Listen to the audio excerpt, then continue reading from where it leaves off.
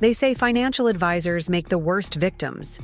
We spend our careers protecting others' assets, meticulously planning for every contingency, teaching clients to safeguard their futures against unexpected disaster. Yet somehow, I miss the glaring red flags in my own marriage. 11 years together, and I never once questioned why Rob suddenly needed privacy with his phone. I advise clients to maintain financial transparency with their partners, yet I never noticed when my husband started quietly moving funds between our accounts. My name is Jennifer Morgan, Senior Financial Advisor at Reynolds Financial Group in Lakeside Heights, and this is the story of how I lost my home and found my power. Before we jump back in, tell us where you're tuning in from, and if this story touches you, make sure you're subscribed, because tomorrow, I've saved something extra special for you. Looking back, there were warning signs I should have recognized. The sudden business trips that couldn't be rescheduled. The mysterious text messages that made him smile when he thought I wasn't looking. The way he'd change the subject whenever I brought up our plans to renovate the kitchen. But you never want to believe the person who promised to love you forever is secretly dismantling your life. Not until the evidence is staring you right in the face. It was a Thursday afternoon when my world collapsed. I remember it clearly because I'd just finished onboarding a significant new client, a retired couple who'd entrusted me with their life savings after their previous advisor had made a series of questionable investments. I should have been celebrating this professional victory. Instead, I came home early, hoping to surprise Rob with takeout from Harborview Bistro, his favorite restaurant. The surprise was entirely mine. My key wouldn't work in our front door. Thinking it was just stuck, our craftsman home had character, which sometimes meant temperamental locks. I tried again. Nothing. I knocked, then called Rob's phone, straight to voicemail. Strange, since his car was in the driveway. I walked around to the back, thinking I could enter through the garden door, only to discover it had a brand new deadbolt I'd never seen before. That's when I heard her laugh, light and musical, floating down from our bedroom window, which was cracked open despite the autumn chill. Then Rob's deeper chuckle followed. The sound froze me in place, my hand still clutching the bag of now cooling food. My phone buzzed with a text message as I stood there. "Jenny, we need to talk. I've been trying to find the right time. Things aren't working between us. I need space." 11 years of marriage reduced to a text message sent while he was upstairs, with another woman in our bed, in our home. The home we'd spent weekends restoring together, arguing over paint colors and light fixtures, celebrating with champagne when we finally finished the vintage bathroom tile. I sat in my car, parked across the street, watching our front door for nearly 2 hours. Eventually, they emerged. Rob and a slender woman with cascading auburn hair. He had his arm around her waist, proprietary and comfortable, as if they'd been together for years, rather than whatever stolen moments they'd carved out of my marriage. I didn't confront them. Something cold and calculating had taken over, pushing aside the heartbreak and betrayal. This wasn't the time for emotional outbursts. This was the time for strategy. I drove to Melissa's apartment, my hands shaking so badly I had to pull over twice. Melissa had been my friend since college, long before I met Rob. She took one look at my face and pulled me inside, already reaching for the emergency wine she kept for catastrophes. "He changed the locks," I said, my voice eerily calm even to my own ears. "He's with someone else in our house, and he locked me out." Melissa's expression hardened. She'd never fully warmed to Rob, always saying he had convenient charm, the kind that appeared precisely when he needed something. "That absolute bastard," she whispered, pulling me into a hug. That night, as I lay on Melissa's pull-out couch staring at the ceiling, the financial advisor in me began to wake up. Rob didn't just lock me out of our home. He'd locked me out of our shared life, our future. But he'd made one critical mistake. He'd forgotten exactly what I did for a living. Morning brought clarity and purpose. I showered, borrowed clothes from Melissa, and called Eleanor Wright, my mentor at Reynolds Financial. Eleanor wasn't just my boss. She was the woman who'd taken me under her wing when I was fresh out of graduate school, teaching me every nuance of financial protection and wealth management. If anyone would understand what I needed to do, it would be Eleanor. "Take the day," she said immediately when I explained the situation. "Take the week if you need it. But Jenny," her voice took on the same steel tone she used when advising clients facing financial predators, "protect yourself first.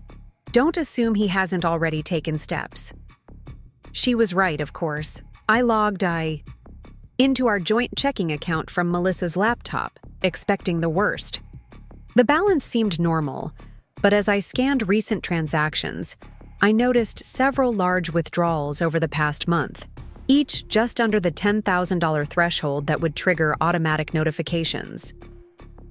The transfers were labeled investment, opportunity, and business development, vague enough to seem legitimate to someone who didn't know Rob's actual business expenses should have been covered by his corporate card. Nearly $75,000 had quietly disappeared from our joint savings. Not everything, but a significant portion. Withdrawn slowly, carefully, like someone testing the water temperature before diving in. I felt sick. This hadn't been a spontaneous affair, a momentary lapse in judgment. This was calculated, planned. Rob had been methodically preparing his escape for months. I called Kevin Washington next. Unlike Melissa, Kevin had been Rob's friend first.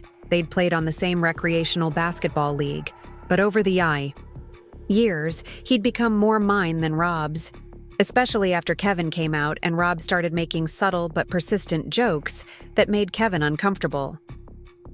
"I need access to the house when Rob's not there," I said after explaining the situation. Kevin worked from home as a software engineer. His schedule was flexible. "Tell me when," he replied without hesitation. "I'll create a diversion if I have to." The next piece fell into place when I remembered something critical: our investment portfolio. As a financial advisor, I'd naturally taken the lead in setting up our retirement accounts, our diversified investments, our long-term financial security. Rob had been happy to let me handle it all, signing documents without reading them, trusting my expertise implicitly. It had seemed like respect for my profession at the time. Now I recognized it for what it was: laziness, complacency, and potentially his biggest mistake. Our portfolio was worth approximately $320,000, the result of 11 years of careful planning, strategic investments, and disciplined saving.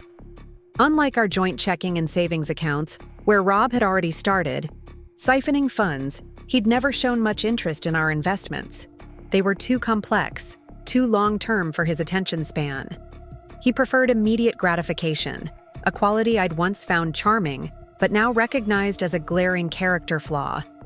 I checked the authorizations on our investment accounts. As I'd set them up myself, I knew the security protocols were rigorous. Any major changes required dual authentication and verification steps that would be difficult to circumvent without my knowledge. Rob hadn't touched these accounts yet, but it was only a matter of time before he remembered their existence and their value. That's when I made my decision. If Rob wanted to lock me out of our home, I would lock him out of every financial resource he depended on. First, I needed to gather evidence. Lakeside Heights was an equitable distribution state, meaning marital assets would typically be divided equally in a divorce. But if I could prove Rob had been dissipating assets, secretly spending marital funds on his affair, I might have leverage. I spent the day documenting everything: the unauthorized withdrawals, the pattern of deception, the changed locks that had effectively expelled me from my own home. I pulled credit reports, discovering 2 new credit cards in Rob's name that I'd known nothing about. The statements showed hotel charges in Lakeside Heights itself. He hadn't even bothered to go out of town for their rendezvous, and expensive restaurant meals I'd never been part of, jewelry purchases, weekend getaways disguised as business trips. The most recent statement showed a charge from a locksmith service, dated yesterday. The methodical process of documentation helped calm my chaotic emotions. This was familiar territory. This was what I did for clients when they discovered financial impropriety. Only now, I was both the advisor and the victim. By evening, I had a comprehensive record of Rob's financial deception. It wasn't enough to just document it, though.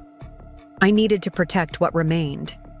I called our investment firm and initiated the first phase of my plan.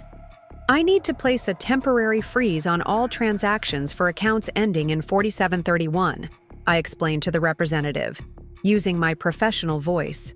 Calm, authoritative, the voice that had earned the trust of countless clients over the years. May I ask the reason for the freeze, Ms. Morgan?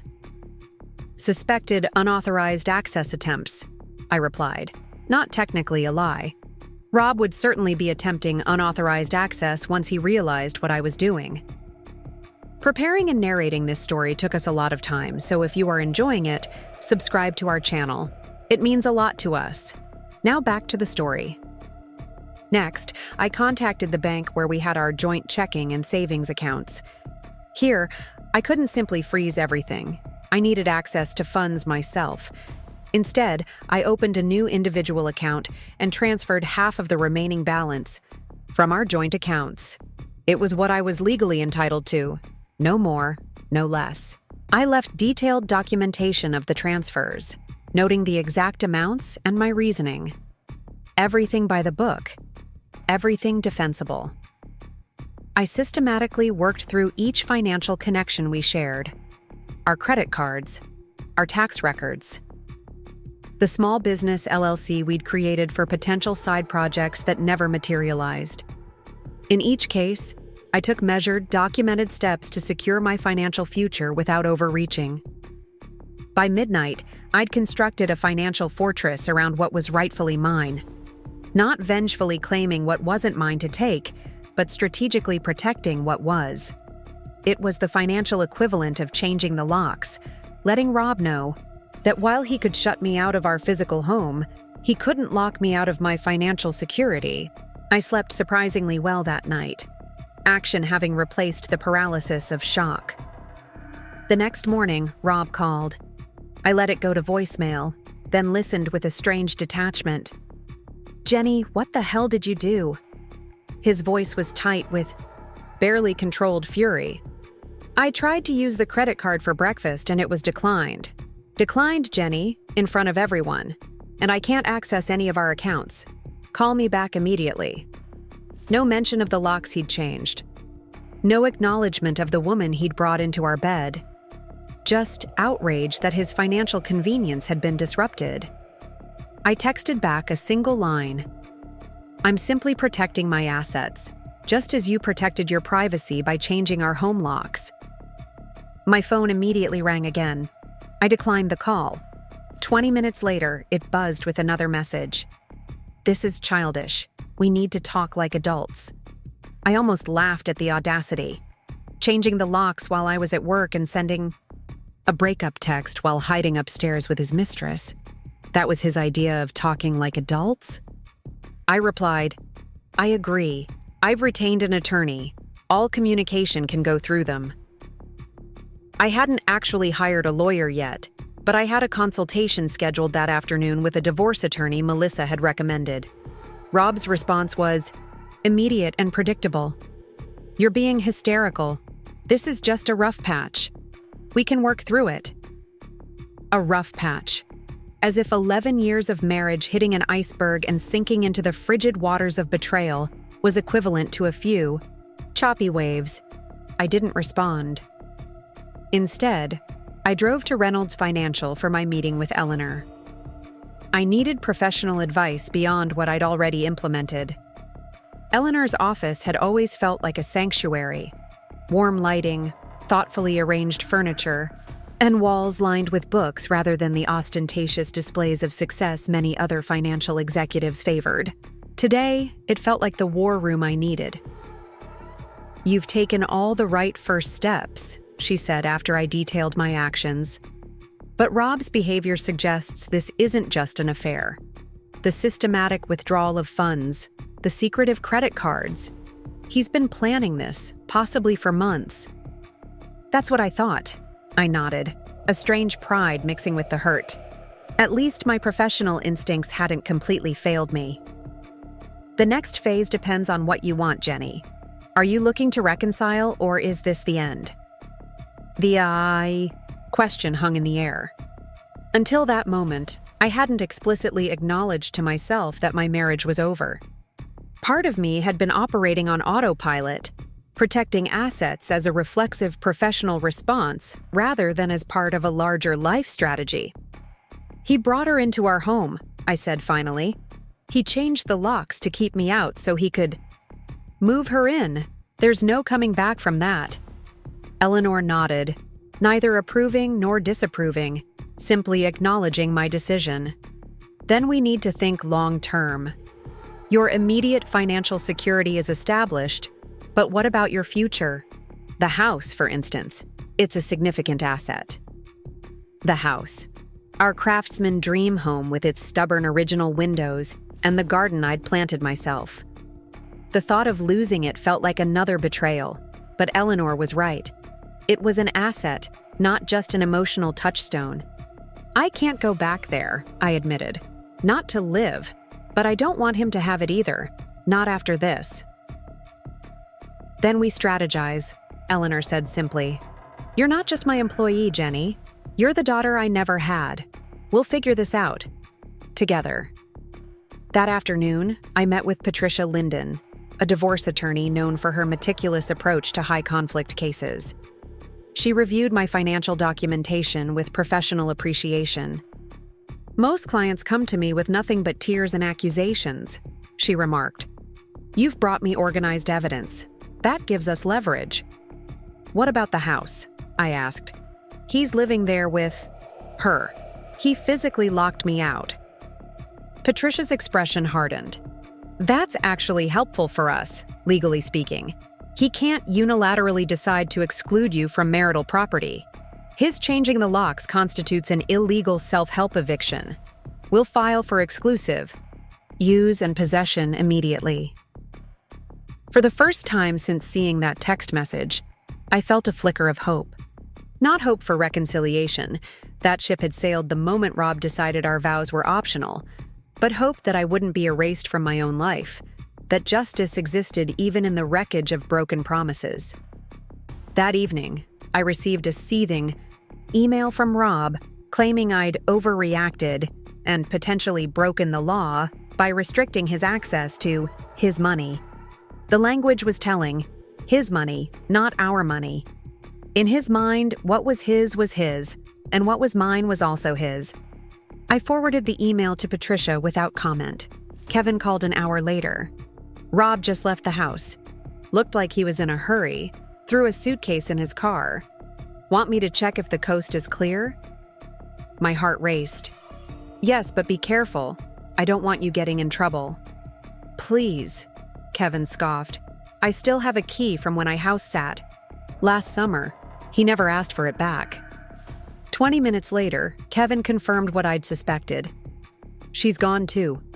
Looks like they cleared out in a hurry. Lots of drawers left open, clothes scattered around."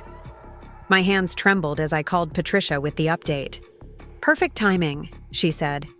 "I've prepared an emergency motion for exclusive possession. With them voluntarily vacating, we can secure the property immediately. I'll have a locksmith meet you there in an hour." The irony wasn't lost on me. Rob had locked me out, and now I was changing the locks again. Legally, with court backing. Standing in my entryway an hour later, watching the locksmith work, I felt a strange mixture of vindication and grief. This wasn't how I'd imagined my life would go. This wasn't the future I'd carefully planned and invested in. But as I walked through the house, reclaiming my space and making mental notes of what had been taken or moved, I realized something important. Rob hadn't just betrayed our marriage. He'd underestimated me. He'd assumed I would collapse in heartbreak. that my financial expertise wouldn't extend to protecting myself, that 11 years of trust meant I would continue to trust even after he'd proven himself unworthy. That was his biggest miscalculation. I spent that night in our guest room, unable to face the master bedroom just yet. In the morning, I'd begin the process of rebuilding, both the home and myself. I'd need new bedding, for starters, new memories, to overlay the tarnished ones. My phone buzzed one last time that day. Rob, again, his message a study in narcissistic deflection. "I hope you're satisfied with yourself. You've ruined everything." I didn't respond. There was nothing left to say. Instead, I opened my laptop and began researching interior designers who specialized in post-divorce renovations. If I was reclaiming my home, I might as well reclaim it completely. They say financial advisors make the worst victims, but we also make the most formidable survivors. Because we understand that while hearts might break, security doesn't have to. We know that proper planning isn't just about building wealth, it's about protecting it when the unexpected happens. Even when, especially when, the unexpected is betrayal from the person who promised to stand beside you forever. I spent that first night back in my own home, alternating between triumph and grief. The practical part of me cataloged what was missing: Rob's clothes, his collection of vintage watches, the small Degas print his mother had given us as a wedding present that I'd never particularly liked. But the emotional part of me kept returning to that text message. "Jenny, we need to talk. Things aren't working between us. I need space." As if 11 years deserved nothing more than a few tapped-out words while he was upstairs with another woman. Morning light streamed through the kitchen windows as I made coffee in solitary silence. No Rob rushing around, half-dressed, gulping down breakfast while checking his phone. No casual kiss on my cheek as he headed out the door. The absence felt physical, like furniture rearranged in the dark. You know something's different even before you can see it clearly. My phone buzzed with a text from Melissa. "How's the first morning back? Need company? I can bring bagels." I smiled at her thoughtfulness. "I'm okay. Meeting with Patricia at 10. Dinner tonight instead?" Melissa's response was immediate. "Absolutely. Harborview at 7? We'll reclaim it from the list of places he's ruined." The suggestion made me pause. Rob and I had celebrated our 10th anniversary at Harborview Bistro just last year. I'd worn a blue dress he'd said brought out my eyes, and we'd shared the chocolate souffle for dessert. Now that memory felt contaminated, knowing he'd likely taken Vanessa there too. How many of our special places had he repurposed for his affair? How many memories were now layered with betrayal? The doorbell rang, interrupting my spiral of questions. Patricia Linden stood on my porch, impeccably dressed in a charcoal suit, leather portfolio tucked under her arm. "I thought it might be easier to meet here than have you come downtown," she explained, stepping inside. "Plus, I wanted to see the property firsthand. It helps to visualize the assets we're discussing." I led her into the dining room, which I'd hastily cleared of last night's takeout containers and wine glass. "I appreciate that. It's been surreal being back." Patricia nodded, her expression professionally sympathetic as she laid out documents across the table. "I've filed the emergency petition for exclusive possession. Given that you're back in the home and they've voluntarily vacated, we should have no issue getting it formalized. But we need to move quickly on the rest." The rest turned out to be a comprehensive strategy for untangling 11 years of merged lives. Financial statements to review, assets to document, retirement accounts to assess. The process felt simultaneously overwhelming and grounding, like being caught in a storm but finding a familiar map in your pocket. "What I need to know," Patricia said, fixing me with her clear-eyed gaze, "is whether you have any interest in reconciliation. It changes our approach significantly." The question shouldn't have surprised me, but it did. Had I definitively closed that door in my mind? I pictured Rob standing on our porch, contrite and apologetic. What would it take for me to let him back in? The mental image refused to form clearly, like trying to recall a dream that dissolves upon waking.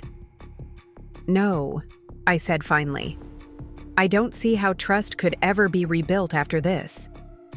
Patricia nodded, neither approving nor disapproving. "In that case, we move forward with the dissolution strategy. The unauthorized withdrawals from your joint accounts give us leverage, as does the lock-changing incident. But be prepared. He'll likely claim you overreacted by restricting financial access." "I didn't restrict his access to everything," I pointed out. "I separated and protected what was legally mine. I left his personal accounts untouched." "Exactly. And that restraint demonstrates good faith on your part." Patricia made notes in her elegant, precise handwriting. "Now, about the investment portfolio." My cell phone rang, Rob's name flashing on the screen. I showed it to Patricia. "You can answer if you want," she said, "or let it go to voicemail. But remember, anything you say could potentially be used later." I declined the call. Seconds later, a text appeared. "This has gone far enough, Jenny. You've made your point. Let's talk like rational adults." Patricia raised an eyebrow when I showed her the message. "Interesting that he's positioning you as irrational when he's the one who changed locks and moved another woman into your marital home." I hadn't thought of it that way, but she was right. It was a pattern I suddenly recognized from our entire relationship. Rob positioning me as emotional or overreacting whenever I called out his behavior, making me doubt my own perceptions. How had I never seen it before? "Classic Darvo," Patricia remarked, noticing my expression. "Deny, attack, reverse victim, and offender. Unfortunately, I see it in about 80% of my cases." My phone buzzed again. "I'm coming by the house at noon to get some things I need for work. We should talk." This time I did respond. "Please direct all communication through my attorney. Her contact information is being sent to you now." Patricia nodded approvingly as I forwarded her business card to Rob. "Perfect. Clear and professional. Now, regarding the noon visit, would you prefer to be absent when he comes?" The question gave me pause. Did I want to see Rob? Did I want him to see me? What would either of us gain from a face-to-face encounter at this point? "I think it's better if I'm not here," I decided. "There's nothing to say that won't be better said through proper channels." Patricia gathered her documents. "A wise choice. Do you have somewhere you can go for a couple of hours?" "My office. I should check in anyway. Let them know I'm ready to come back part-time." "Good. Work can be stabilizing during these situations." She stood to leave, then hesitated. "One more thing, Jennifer. Change your passwords on everything. Email, social media, cloud storage. People often underestimate how much of their personal information is accessible to spouses." I thanked her and saw her out, then immediately followed her advice, methodically working through every digital account I possessed. As I did, I discovered what Patricia had anticipated. Rob knew far more of my passwords than I'd realized. We'd casually shared login information over the years, a habit born of trust and convenience that now felt naively dangerous. By 11:30, I was pulling into the parking garage at Reynolds Financial, a sense of normalcy washing over me as I swiped my access card and rode the elevator to the 14th floor. The familiar rhythm of the office, phones ringing, the gentle hum of conversations, the scent of brewing coffee, felt like stepping into a parallel universe where my personal life wasn't imploding. Eleanor spotted me immediately, rising from her desk and crossing to meet me. "Jenny, I didn't expect you back so soon." "I'm not officially back," I explained. "I just needed somewhere to be while Rob collects some things from the house." Understanding bloomed in her eyes. "Come use my office. I have client meetings in the conference room all afternoon." Settled at Eleanor's desk, I tried to focus on work emails, but my mind kept drifting to what might be happening at home. Was Rob alone, or had he brought Vanessa with him? Was he taking more than just the work things he'd mentioned? Should I have stayed to monitor what he removed? My phone buzzed with a text from Kevin, keeping an eye on the house like we discussed. Rob arrived alone, no sign of red-haired woman. I hadn't actually asked Kevin to watch the house, but I wasn't surprised he'd taken it upon himself. His loyalty had always been one of his most defining characteristics. "Thank you," I texted back. "No need to stay the whole time." "Already." Brought my laptop to the coffee shop across the street. "Getting work done while I keep watch. No worries." My throat tightened with unexpected emotion. While Rob had been systematically betraying me, I'd somehow forgotten that I had people in my corner. Friends who would sit in coffee shops keeping watch, mentors who would offer their offices as sanctuary, colleagues who would step up to cover my clients during my absence. I hadn't lost everything, not even close. I immersed myself in work then, reviewing client portfolios and catching up on market analyses I'd missed during my brief absence. The familiar tasks settled my mind, reminding me that this part of my identity remained intact.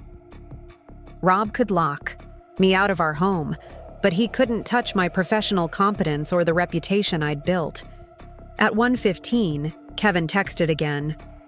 Rob left, took 2 suitcases and a box of files, looked angry. "Safe to return when you're ready." I thanked him and finished the report I was working on before heading back to the house. As I pulled into the driveway, I noticed something on the front porch, a small pile of mail that hadn't been there when I left. Rob must have collected it from our box and left it for me, a surprisingly considerate gesture given the circumstances, until I realized it wasn't consideration at all. Among the catalogs and bills was a thick envelope from First Republic Bank, a bank we'd never used. I opened it to find account statements for a safety deposit box registered solely in Rob's name, opened 6 months ago. The statements weren't addressed to our home, but to a P.O. box I knew nothing about. This had clearly been delivered to the wrong address, a postal error that inadvertently revealed yet another of Rob's secrets. My hands trembled as I unlocked the front door. What else didn't I know? What else had he hidden while I trusted him? Implicitly? I walked through the house, suddenly seeing it with new eyes. The framed photo of us in Aspen that had always sat on the mantel was gone. Taken by Rob or simply removed by Vanessa during her brief residence, I couldn't know. The absence left a dustless rectangle on the wood surface, a perfect metaphor for the void in my understanding of my own marriage. Upstairs, I finally forced myself to enter the master bedroom. The bed had been stripped, whether by Rob in a hurry to pack or by Vanessa erasing traces of her presence, I couldn't tell. I opened the closet to find Rob's side half empty, his favorite suits and casual wear gone. The dresser drawers showed similar selective removal. He'd taken what he valued and left the rest, a material manifestation of how he viewed our marriage. In the ensuite bathroom, I discovered something that broke through my analytical detachment. A bottle of unfamiliar perfume tucked behind the towels. Expensive, French, with notes of jasmine and vanilla. I uncapped it and inhaled, instantly assaulted by the realization that I'd caught whiffs of this scent on Rob's clothes for months, dismissing it as a new cologne from a coworker or the lingering fragrance from department store encounters. The physical evidence of Vanessa's presence in my most intimate spaces unleashed something primal in me. I hurled the perfume bottle into the shower stall, where it shattered spectacularly against the tile. The released fragrance filled the bathroom, cloying and overwhelming. I turned on the exhaust fan and fled downstairs, my composure finally fracturing. Sitting at the kitchen island, I let myself cry properly for the first time since discovering the betrayal. Not the shocked tears of the initial discovery, or the frustrated tears of explaining to Patricia. These were grief tears, mourning not. Just the death of my marriage, but the death of the future I'd planned, the retirement we'd saved for, the holiday traditions we'd established. 11 years of shared history that now felt like a partially fabricated novel. My phone rang. Melissa, checking in. I didn't answer, not trusting my voice. She texted immediately after, "Still on for Harborview at 7?" I stared at the message, torn between the comfort of friendship and the overwhelming desire to curl into myself like a wounded animal. Finally, I replied, "Can we do your place instead?" Not feeling up to a restaurant. "Absolutely, I'll cook." Or, more realistically, "I'll order something really good and pretend I made it." The response made me smile through my tears. Melissa's culinary disasters were legendary among our friend group, as was her unapologetic embrace of delivery services. By 6, I'd pulled myself together enough to drive to Melissa's apartment, stopping to pick up a bottle of wine on the way. The effort of selecting a Cabernet, making small talk with the liquor store clerk, paying with my credit card, these mundane actions anchored me to normalcy in a way that felt both comforting and bizarre. Melissa's apartment was exactly what I needed: warm, slightly cluttered, and completely free of memories involving Rob. She'd ordered from an upscale Thai restaurant, setting out the containers on her coffee table alongside real plates and cloth, napkins. "Fancy delivery," I commented as I poured the wine. "Only the best for my friend who's demonstrating how to handle catastrophe with dignity and financial savvy," she replied, settling beside me on the sofa. "Seriously, Jenny, I'm in awe of how you're managing this." I shook my head, thinking of the perfume bottle shattered in my shower. I'm not handling it as well as it might appear. "You don't have to be perfect. You just have to keep moving forward." She handed me a plate loaded with pad thai and green curry. "Now, tell me everything that's happened since yesterday." I recounted my meeting with Patricia, Rob's text messages, the discovery of the safety deposit box statement, and finally, the perfume bottle incident. Melissa listened without interruption, her expressive face registering outrage, sympathy, and occasional dark amusement at Rob's predictable behavior. "The safety deposit box is interesting," she said when I'd finished. "What do you think he's keeping in there?" I'd been pondering that question all afternoon. Could be anything. Important documents? Family heirlooms he didn't want me to have if we divorced. Cash, maybe. Or evidence of something he doesn't want discovered, Melissa suggested, her criminal defense background surfacing. People don't usually get secret safety deposit boxes unless they're hiding something significant. The thought hadn't occurred to me. I'd been so focused on the emotional betrayal and financial impact that I hadn't considered whether Rob's deception might extend beyond our marriage into other areas. "Like what?" I asked, my mind suddenly racing with possibilities. "You don't think something illegal?" Melissa shrugged.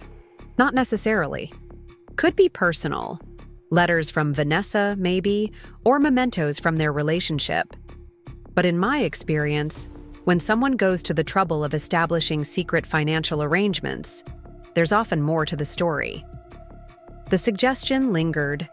As we finished dinner and moved on to lighter topics, a mutual friend's recent promotion, Melissa's disastrous Zoom date with a man who turned out to be video chatting from his mother's basement, the new exhibit at the Lakeside Heights Art Museum. For a few hours, I existed in a space where Rob's betrayal wasn't the defining feature of my life. As I drove home later that evening, Melissa's words echoed in my mind. What else might Rob be hiding? His marketing position at Vertex Industries had always involved handling substantial client entertainment budgets and expense accounts. Had he been as careless or deliberate with company funds as he'd been with our joint savings? The thought followed me into sleep and greeted me upon waking. By morning, I'd made a decision. I needed to know what was in that safety deposit box. Not out of vengeance or even curiosity, but because complete information was essential to protecting myself. If Rob was involved in something beyond an affair, something that could have financial or legal implications for me as his spouse, I needed to know. I called Patricia first thing.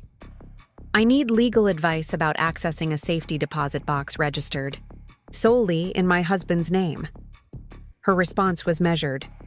Generally speaking, you don't have legal right to access it without his consent or a court order. Why do you ask?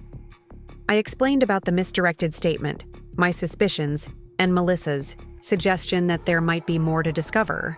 Patricia was silent for a moment, considering. There are proper channels for discovery during divorce proceedings, she said finally. We can file motions requiring disclosure of all assets, including the contents of any safety deposit boxes. But that takes time, and it gives him notice to potentially remove items first. So what are my options? I pressed. Legally? She sighed. Wait for the discovery process. But off the record, Jennifer, people sometimes find ways to access information they're entitled to through less conventional means. I can't advise you on that. It wasn't the answer I'd hoped for, but it was honest. I thanked her and ended the call, my mind already working through possibilities. The most straightforward approach would be to simply ask Rob what was in the box. But that would alert him to my knowledge of its existence and give him time to empty it if it contained anything damaging. No, direct confrontation wouldn't work. I could try to access it myself, claiming to be acting on Rob's behalf, but banks had strict protocols for safety deposit boxes. Without the key and proper identification matching the account holder, I'd get nowhere. That left the third option, finding someone who could help me access information through channels I couldn't navigate alone. And I knew exactly who to call. Kevin Washington wasn't just a skilled software engineer. He had a side interest in what he euphemistically called information security testing. In college, before he'd channeled his talents into legitimate career paths, he'd been known for his ability to access systems most people considered secure. I'm not asking you to do anything illegal, I clarified when we met at a quiet corner table in a coffee shop far from our usual haunts. I just need to know what options might exist. Kevin studied me over his latte, his expression uncharacteristically serious. Jenny, you know I'd do almost anything to help you, but this is tricky territory. What exactly are you looking for? I explained about the safety deposit box, my concerns about what it might contain, and the potential impact on my financial and legal standing if Rob was hiding something significant. The box itself is probably impossible without physical access and the key, Kevin said after considering the problem. But the P.O. box might be more accessible. If we knew what was being sent there, it could give clues about what he's hiding. How would we find that out? Kevin tapped his fingers thoughtfully on the table.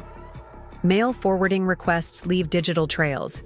If I had certain information, his social security number for instance, I might be able to check if he's set up any other addresses or redirections. The suggestion should have given me pause. What Kevin was proposing bordered on identity theft, or at least unauthorized access to private information. A week ago, I would have immediately rejected such an idea on ethical grounds. But Rob had changed the rules when he'd drained our accounts and changed our locks. He'd decided that our vows, our trust, our shared future meant nothing. In the face of such comprehensive betrayal, did normal ethical considerations still apply? I have his social security number, I said quietly, and his mother's maiden name, and every other security question answer you could possibly need. Kevin nodded, his expression giving nothing away. Give me a day or two. I can't promise anything, but I'll see what I can find out. As I drove back to the house, my house now, I was trying to train myself to think of it. I felt a strange mixture of determination and unease. I'd crossed a line, authorizing Kevin to seek information through means I'd previously considered off limits. Was I becoming someone I wouldn't recognize? Or was I simply adapting to survive in the new reality Rob had created? The house felt emptier than before, Rob's selective removal of possessions somehow more disturbing than if he'd taken everything. It suggested he'd been mentally cataloging what mattered to him for months, separating his life from mine in his mind long before he'd changed the locks. I wandered from room to room, noting gaps where furniture had been, the leather armchair from his home office, The antique floor lamp his grandmother had given us, the sound system he'd insisted on upgrading. Every few years. Each missing item represented a choice he'd made, a deliberate extraction of himself from our shared life. In the kitchen, I opened the refrigerator out of habit, only to find it nearly empty. I'd been eating at Melissa's or ordering takeout, inadvertently mirroring Rob's disengagement from our home. The realization spurred me to action. If this was my house now, I needed to reclaim it, not just legally, but emotionally. I spent the afternoon grocery shopping, then cleaning every surface as if I could erase the traces of Vanessa's brief occupation. I replaced the sheets on the master bed with brand new linens in a color Rob had always vetoed. I rearranged the living room furniture to better suit my preferences without his input. Small acts of reclamation that gradually transformed the space from ours to mine. By evening, exhausted but satisfied, I sat on the back porch with a glass of wine, watching the sunset paint the sky in colors Rob would have never appreciated properly. My phone buzzed with an email from Patricia.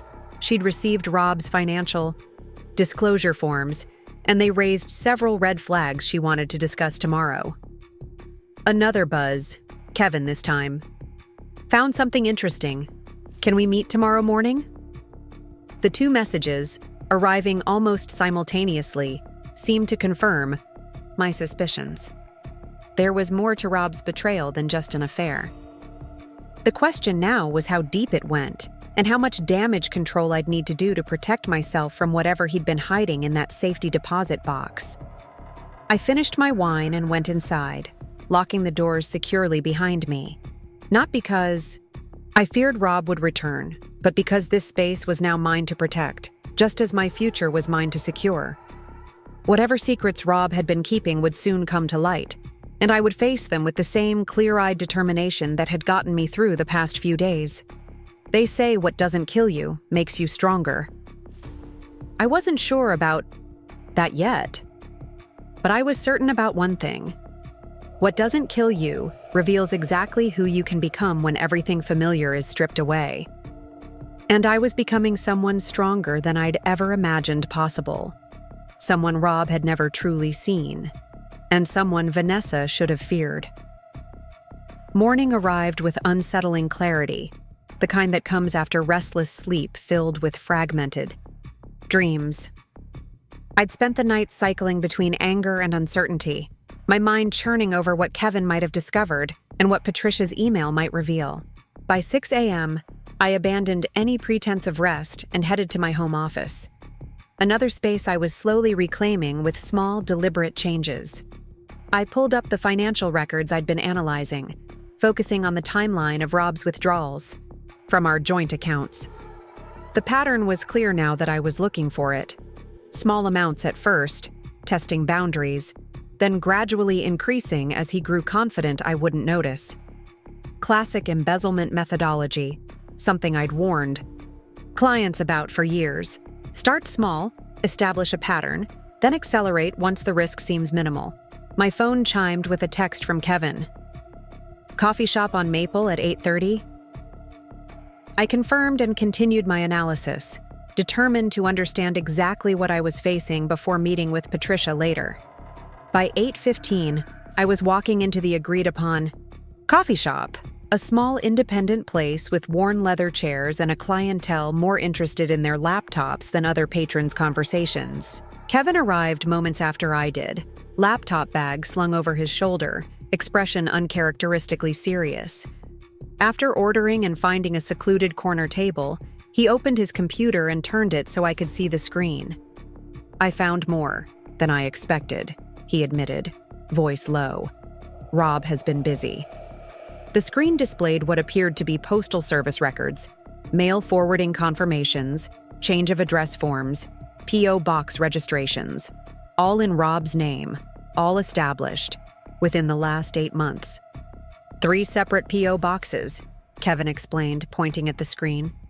One here in Lakeside Heights, one in Ridgemont across the state line, and one in Cedar Ridge under a slight variation of his name, Robert J. Morgan instead of Robert T. I frowned, struggling to make sense of this information. Why would he need multiple P.O. boxes? And why use a different middle initial? That's where it gets interesting, Kevin replied, pulling up another screen. I did some digging into the Cedar Ridge address. It's associated with an LLC formed 6 months ago, Horizon Ventures, registered to a Robert J. Morgan with a Cedar Ridge business address. My stomach tightened. Rob doesn't have a middle name that starts with J. His middle name is Thomas. Exactly, Kevin nodded. And Horizon Ventures doesn't seem to have any actual business operations I could find. No website, no business license filings beyond the basic LLC registration. But it does have a bank account, a very active one. He pulled up what appeared to be bank statements, and I immediately recognized the format. First Republic Bank, the same institution that had sent the safety deposit box statement to our home by mistake. How did you get these? I asked, both impressed and alarmed by Kevin's apparent access. He shook his head. Better you don't know the specifics. But I can tell you that Rob has been moving significant sums through this account for the past 6 months. Money comes in from Vertex Industries and goes out to various recipients, including regular transfers to an offshore account in the Cayman Islands. The implications hit me like a physical blow. This wasn't just about our marriage or even our personal finances. This was potentially corporate fraud. Rob diverting funds from his employer into a shell company and then offshore accounts. Could this be legitimate? Some kind of consulting arrangement or commission structure I don't know about? Kevin shrugged. Possible, but unlikely given the effort to use a slightly altered identity and the lack of any visible business operations. The pattern looks like classic corporate embezzlement, siphoning funds through a shell company to make them harder to trace. And the safety deposit box? I asked, my mouth suddenly dry. Can't access that directly, but given everything else, I'd bet it contains documentation he couldn't risk keeping digitally. Possibly backup financial records, possibly identity documents for the Robert J. Morgan persona. I sat back, processing the implications. If Kevin was right, and everything in my professional experience suggested Rob wasn't just a cheating husband. He was potentially engaged in serious financial crimes that could have devastating consequences. There's something else, Kevin added, his expression growing even more serious. Based on the timing and transaction patterns, I think Vanessa might be involved in this. His mistress? I shouldn't have been surprised, but somehow this additional layer of betrayal still had the power to shock. Kevin nodded. Some of the transfers from the Horizon account go to a V. Collins. And the timing of those transfers correlates with significant withdrawals from your joint accounts. It's like he was moving money from your marriage to fund whatever they're doing, together. The revelation crystallized something I'd been struggling to articulate even to myself.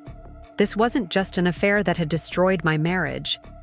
This was a partnership formed, at least in part, to exploit Rob's access to corporate and personal funds. Vanessa wasn't just the other woman, she was potentially a co-conspirator. I need to tell Patricia about this, I said, pulling out my phone. And possibly Vertex Industries. Kevin held up a hand cautiously. Before you do that, consider your position carefully. You have no idea how deep this goes or who else might be involved. At Vertex, for instance. Whistleblowing has consequences, even when you're doing the right thing. But if Rob is embezzling from his employer, I'm not saying don't report it. I'm saying make sure you're protected first. Talk to Patricia. Understand your legal exposure as his spouse, then decide how to proceed. His caution made sense. As Rob's wife, even one in the process of divorce, I could potentially face scrutiny if his financial crimes came to light. I needed to ensure I had clearly established my innocence and separation from his activities before blowing the whistle. You're right, I conceded. One step at a time. Patricia first. Kevin closed his laptop. I made copies of everything. It's all on this flash drive. He slid a small black device across the table. "Be careful with it. And Jenny." He hesitated, then continued. "Consider whether you really want to know everything that's on there. Some truths don't set you free.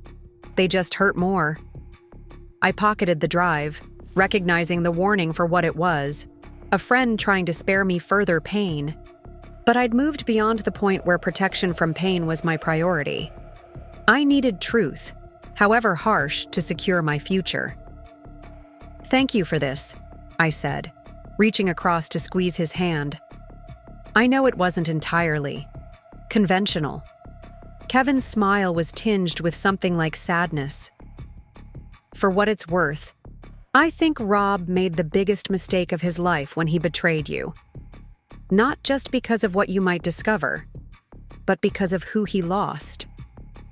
The comment caught me off guard, its sincerity momentarily derailing my strategic thinking. I managed a nod of acknowledgement before gathering my things and heading to my car, mind already racing with how to approach Patricia with this new information. Patricia's office occupied the 15th floor of one of Lakeside Heights' sleeker downtown buildings, its reception area projecting the perfect balance of warmth and professional competence. I was early for our appointment, but Patricia's assistant showed me in immediately. "I was just about to call you," Patricia said, rising from behind her desk. "I've been reviewing the financial disclosures Rob's attorney sent over, and something isn't adding up." I placed Kevin's flash drive on her desk. "I think I might know why." For the next hour, we went through the information Kevin had uncovered, comparing it with Rob's official financial disclosures. The discrepancies were glaring. Rob had declared personal assets of approximately $180,000, his portion of what remained in our joint accounts, his 401k, and a small inheritance from his uncle. There was no mention of Horizon Ventures, the offshore accounts, or the multiple P.O. boxes. "This is a serious non-disclosure," Patricia said, her tone shifting from professional to sharp. "He's withholding significant financial information from the court. That's not just unethical, it's potentially criminal in a divorce proceeding. Beyond that," I added, "I'm concerned about the source of these funds. If he's embezzling from Vertex Industries, that introduces a whole new dimension," she agreed. "You could face clawback claims if the company discovers the fraud and seeks recovery of stolen funds." "But I had nothing to do with it," I protested. "Of course not," Patricia assured me. "But as his spouse during the period when the alleged activity occurred, there could be attempts to recover assets you received during the marriage on the theory they were fruits of illegal activity." The legal terminology made my head spin, but the implication was clear. I needed to distance myself, not just emotionally and financially from Rob, but legally establish my innocence regarding his potential crimes. "What should I do?" I asked, the enormity of the situation settling over me like a physical weight. Patricia considered for a moment. "First, we amend our filings to note these discrepancies and formally request full disclosure. That creates a record of your transparency and his deception. Second, you need to decide whether you want to report your suspicions to Vertex Industries. Wouldn't that be the right thing to do, ethically speaking? Ethics and legal self-interest don't always align perfectly," she noted with the pragmatism of an experienced attorney. "Reporting could position you favorably as a whistleblower, but it could also expose you to scrutiny and potential legal complications." I thought about the flash drive, the bank statements, the multiple P.O. boxes. This went beyond my marriage, beyond even the financial fraud. This was about integrity, something Rob had clearly abandoned, but I refused to compromise. "I want to report it," I decided, "but I want to do it properly, with legal protection in place." Patricia nodded, respect evident in her expression. "I'll contact a colleague who specializes in whistleblower protections. In the meantime, we should move quickly on those amended filings." Rob's attorney has requested a preliminary hearing next week to address your illegal restriction of his financial access. The reminder of Rob's countermeasures rekindled my anger. He was positioning himself as the victim while actively hiding substantial assets and potentially criminal activities. "Let them try," I said with newfound resolve. "I have nothing to hide." Apparently, Rob can't say the same. As I left Patricia's office, my phone buzzed with a text from an unknown number. "Jenny, we need to talk immediately. This isn't what you think? Call me." V. I stopped in the middle of the sidewalk, pedestrians flowing around me like water around a stone. V. Vanessa. Rob's mistress had my phone number, and apparently, she had something to say. My first instinct was to delete the message and block the number. What could Vanessa possibly say that would matter to me now?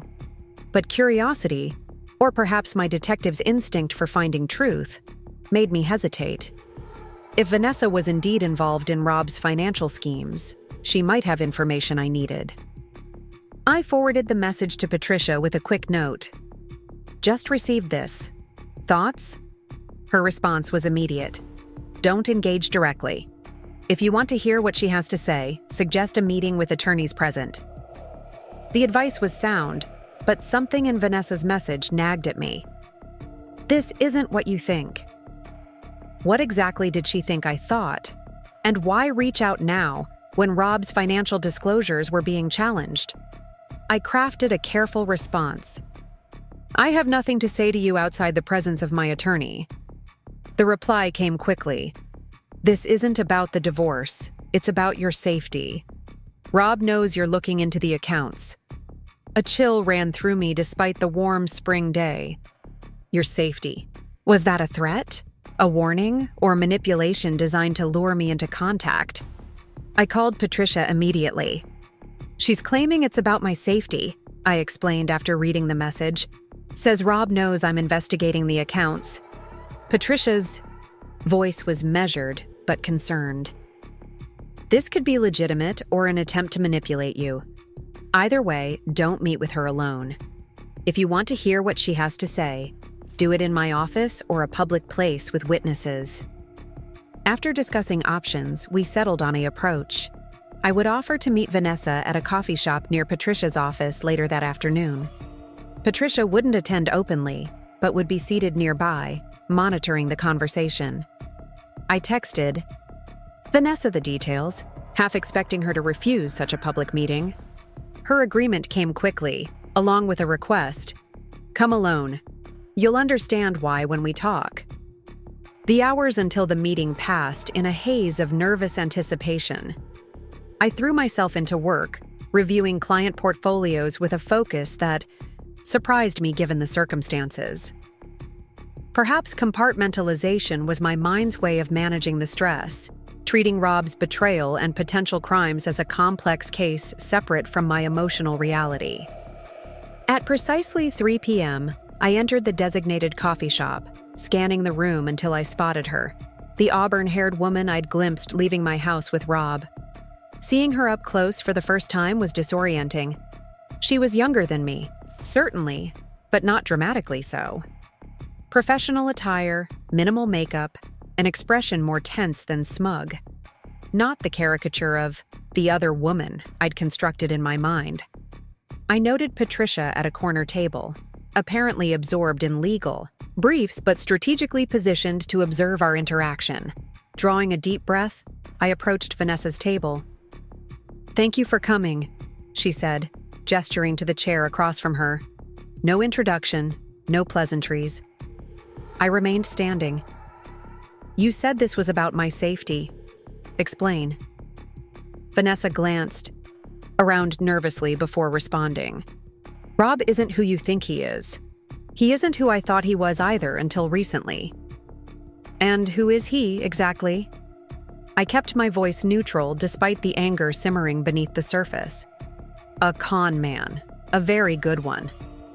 She pushed a folder across the table. "These are copies of documents I found in his briefcase last week. Bank transfers, Communications with someone offshore? He's been stealing from Vertex for at least a year. I sat down slowly, studying her face for signs of deception. Why are you sharing this with me? Because when I confronted him, he threatened me. She rolled up her sleeve to reveal a dark bruise encircling her wrist. Said if I went to the police, he'd make sure I was implicated, that no one would believe me over him. The bruise looked real, but trust wasn't something I was giving freely these days. Why should I believe anything you say? You were sleeping with my husband in my home. Vanessa flinched visibly. I deserve that. But what I'm telling you now isn't about us. It's about Rob. When I met him last year, he told me he was separated, going through a difficult divorce. By the time I realized he was lying, I was all ready. She trailed off, then continued, more firmly. That's not an excuse. I made terrible choices. But now I'm afraid. And I think you should be too. I opened the folder, scanning documents that largely confirmed what Kevin had already discovered. Offshore accounts, shell companies, systematic fund diversions from Vertex accounts. He has a safety deposit box, I said, watching her reaction. Carefully. Her eyes widened slightly in recognition. At First Republic. He's obsessive about it, goes there at least once a week. I don't know what's inside, but he treats it like a lifeline. That matched with the statements I'd seen. And you're telling me this because yesterday, after you restricted his access to your accounts, he was unhinged, saying things like, she has no idea what she started and I'll make sure she regrets this. I've never seen him like that before. The description aligned with the Rob I'd glimpsed in text messages since our separation, entitled, Angry when Challenged, Unwilling to Acknowledge His Own Culpability. But threatening? That felt like an escalation beyond what I'd witnessed. Did he specifically threaten to harm me? I asked directly. Vanessa hesitated. Not in those words, but he said he had people who could take care of problems. Ours, and he kept saying you dug your own grave by freezing the accounts. Common figures of speech, perhaps, but chilling in context. I thought of the house with its new locks, the safety deposit box with its unknown contents, the financial web Rob had constructed without my knowledge. How much else didn't I know about the man I'd married? Why come to me instead of the police? I asked, still skeptical of her motives. Because I need a friend on the inside at Vertex, she admitted. Someone who'll believe me when I explain that I wasn't knowingly involved in the embezzlement, and because... She paused, seemingly gathering courage. Because I owe you. Not just for the obvious reason, but because when I found out the truth about Rob, I realized he'd been stealing from you too. Not just money, but years of trust. The sincerity in her voice was compelling, but I reminded myself that successful con artists, which Rob apparently was, often choose partners with equally persuasive talents. What exactly do you want from me? I asked, keeping my options open. Compare what I've given you with what you already know. If it checks out, consider supporting my statement when I go to Vertex's compliance office tomorrow. And her voice dropped lower. Be careful. Rob is cornered, and he knows it. I gathered the folder without committing to anything. I'll review these. That's all I can promise for now. Vanessa nodded, apparently accepting this limited response. One more thing. Don't go back to the house alone, at least for a few days. He has a key. Impossible. We changed the locks after he moved out. He made copies before that, she said with certainty. He showed me, bragged about having backdoor access if he needed it. The revelation sent ice through my veins. I'd felt secure in my reclaimed space, never considering that Rob might have preserved access despite my precautions. As I stood to leave, Vanessa caught my wrist gently. I know you have no reason to trust me, but we've both been deceived by the same man, just in different ways. Be safe, Jennifer. I nodded curtly and walked toward the exit, signaling Patricia to remain seated until I'd left. Outside, I texted her a brief summary, asking her to observe Vanessa's movements after my departure. The drive home was a blur of conflicting thoughts. Vanessa could be manipulating me, certainly, but her information aligned with what Kevin had found, and the warning about Rob having keys to the house, that was specific enough to be concerning, unlikely to be a random attempt to frighten me. I pulled into my driveway, suddenly hyper-aware of my surroundings. The house looked exactly as I'd left it, quiet and undisturbed in the afternoon light. But now, instead of representing reclaimed safety, it felt potentially compromised. I called Kevin from the car. "Can you come over? Now?" His response was immediate. "On my way. Everything okay?" "I'm not sure. I just need someone here while I check the house." 20 minutes later, Kevin's car pulled in behind mine. Together, we walked through every room, checking for signs of entry or disturbance. Everything appeared normal, but the sense of violation lingered. The idea that Rob could have access, could enter at will despite the formal boundaries established through legal channels. "We should change the locks again," Kevin suggested. "Different brand, different keys entirely."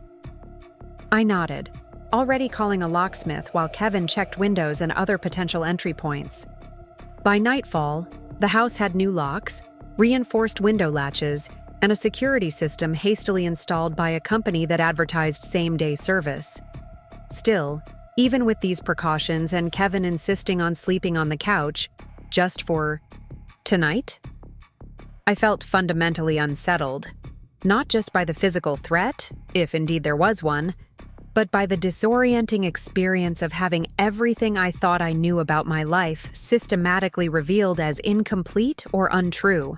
My marriage, my home, my financial security, even my understanding of who Rob fundamentally was. All of it had been built on foundations less solid than I'd believed. As I lay in bed that night, phone close at hand with Patricia and Melissa on, speed dial, I thought about Vanessa's bruised wrist and her claim that Rob had threatened her. Was it possible I'd never truly known the man I married? Or had he changed, transformed by greed and opportunity into someone unrecognizable? Either possibility was troubling, but in different ways. If I'd been completely deceived from the beginning, what did that say about my judgment? And if Rob had changed, become capable of threats, possibly violence, what might he do next? Feeling cornered and exposed, sleep came fitfully, punctuated by dreams where I searched endless corridors for safety deposit boxes that kept multiplying. In each dream, I finally found the right box, inserted the key, and opened it to find nothing but another, smaller box. Inside, layers of deception without end. I woke at dawn, tired but resolved. Whatever Rob had hidden, in accounts, in safety deposit boxes, in the person he presented to the world, I would uncover it. Not just for the divorce proceedings or potential whistleblower claims, but for myself. To understand what had actually happened to my marriage and my life. Quietly, careful not to wake Kevin on the couch, I made coffee and returned to my office. I spread out everything I had, the documents from Kevin, Vanessa's folder, my own financial analysis, creating a timeline of Rob's activities over the past year. A pattern emerged, clearer than before. Rob's first serious withdrawals from our joint accounts coincided with the formation of Horizon Ventures. The safety deposit box was established shortly after. His relationship with Vanessa appeared to have begun around the same time, based on credit card records showing meals and hotel charges. This wasn't an affair that had led to financial misconduct. This was a comprehensive plan, financial, personal, professional, executed over months with deliberate care. But why? Rob's career at Vertex had been stable and lucrative. Our marriage, while not perfect, had been functional and comfortable. What had triggered this elaborate scheme to create a separate life, a separate identity, separate funds? as the sun rose fully, casting long shadows across my desk, I realized there was only one way to get complete answers. I needed to access that safety deposit box, not through Kevin's indirect methods or Vanessa's secondhand information, but directly. I needed to see what Rob considered important enough to physically secure away from his digital life. The thought brought a clarity I hadn't felt since discovering the changed locks on my front door. This wasn't just about protecting myself anymore. This was about understanding the truth, however painful it might be. I picked up my phone and called Patricia. "I need your advice on something unconventional," I began. "How legally problematic would it be to access a safety deposit box registered solely to my husband?" Her pause spoke volumes. "Highly problematic. Under normal circumstances," she finally answered. "But given the non-disclosure issues we've identified and the potential for concealment of marital assets, there might be a case for extraordinary measures." "What would those measures look like?" I pressed. "There are legal channels, emergency court orders, expedited discovery requests," Patricia explained. "But they take time and alert the other party. And if time is a factor, if I believe the contents might be removed once he realizes I know about the box?" Another lengthy pause. "Jennifer, as your attorney, I can only advise legal courses of action. But as someone concerned about your well-being, be careful. Whatever you're considering, remember that some lines, once crossed, can't be uncrossed." The warning was clear, but so was the implicit understanding that sometimes justice required flexibility in its pursuit. I thanked her and ended the call, my decision already crystallizing. I would find a way to access that safety deposit box, not through hacking or deception, but through the one avenue I hadn't yet fully explored. The truth about who Robert Morgan really was and what he was capable of lay within that secured metal container. And I was determined to find it, whatever the cost. The question wasn't whether I would cross the line. The question was how far. I might need to go to finally understand the man who had pledged to love me forever, only to lock me out of our shared life when something, or someone, more appealing came along. I spent the morning researching First Republic Bank, methodically learning everything I could about their safety deposit box procedures. According to their website, access required 3 elements: the registered account holder's presence, government-issued identification, and the physical key.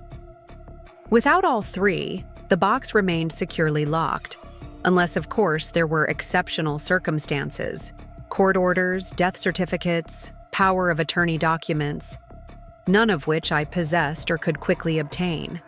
As I closed my laptop, a realization crystallized. I didn't need to break the rules. I just needed Rob to believe I already had. Psychological leverage might accomplish what direct action couldn't. If Rob believed I'd accessed the box and discovered its contents, his reaction could reveal what I needed to know, either confirming the box contained incriminating evidence or proving Vanessa's warnings were overblown. I called Patricia to outline my approach. "I'm not going to attempt to access the box directly," I assured her. "But I can make Rob think I have."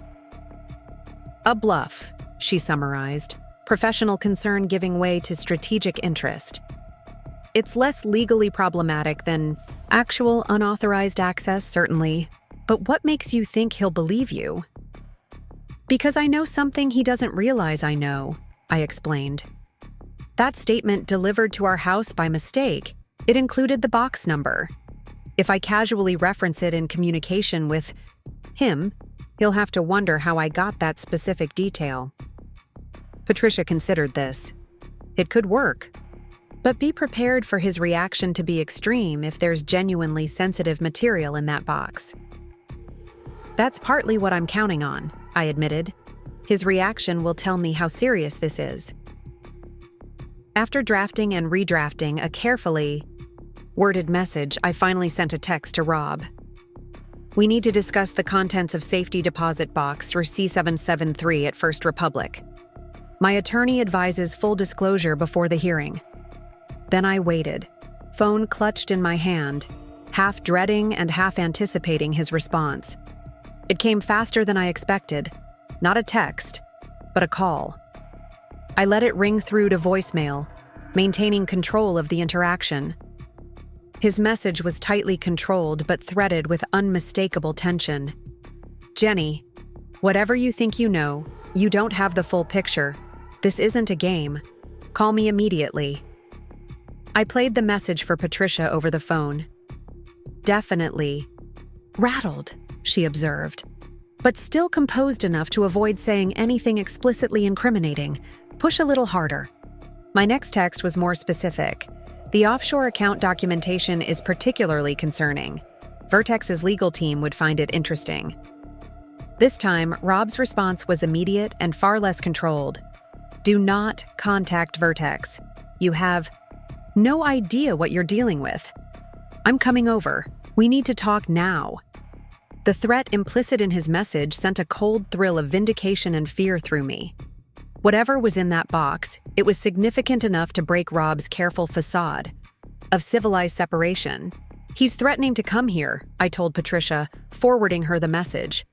"Do not let him in," she said firmly. "Don't even open the door.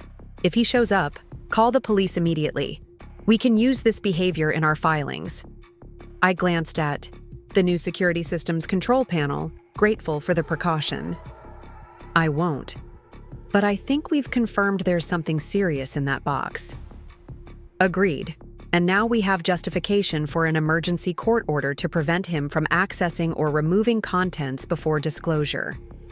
As we finished our call, my doorbell rang, too soon for it to be Rob unless he'd already been nearby. Through the security camera, I saw Kevin on my porch, holding grocery bags. "Thought you might need supplies," he explained when I opened the door. "And company. You sounded stressed this morning." His timing couldn't have been better.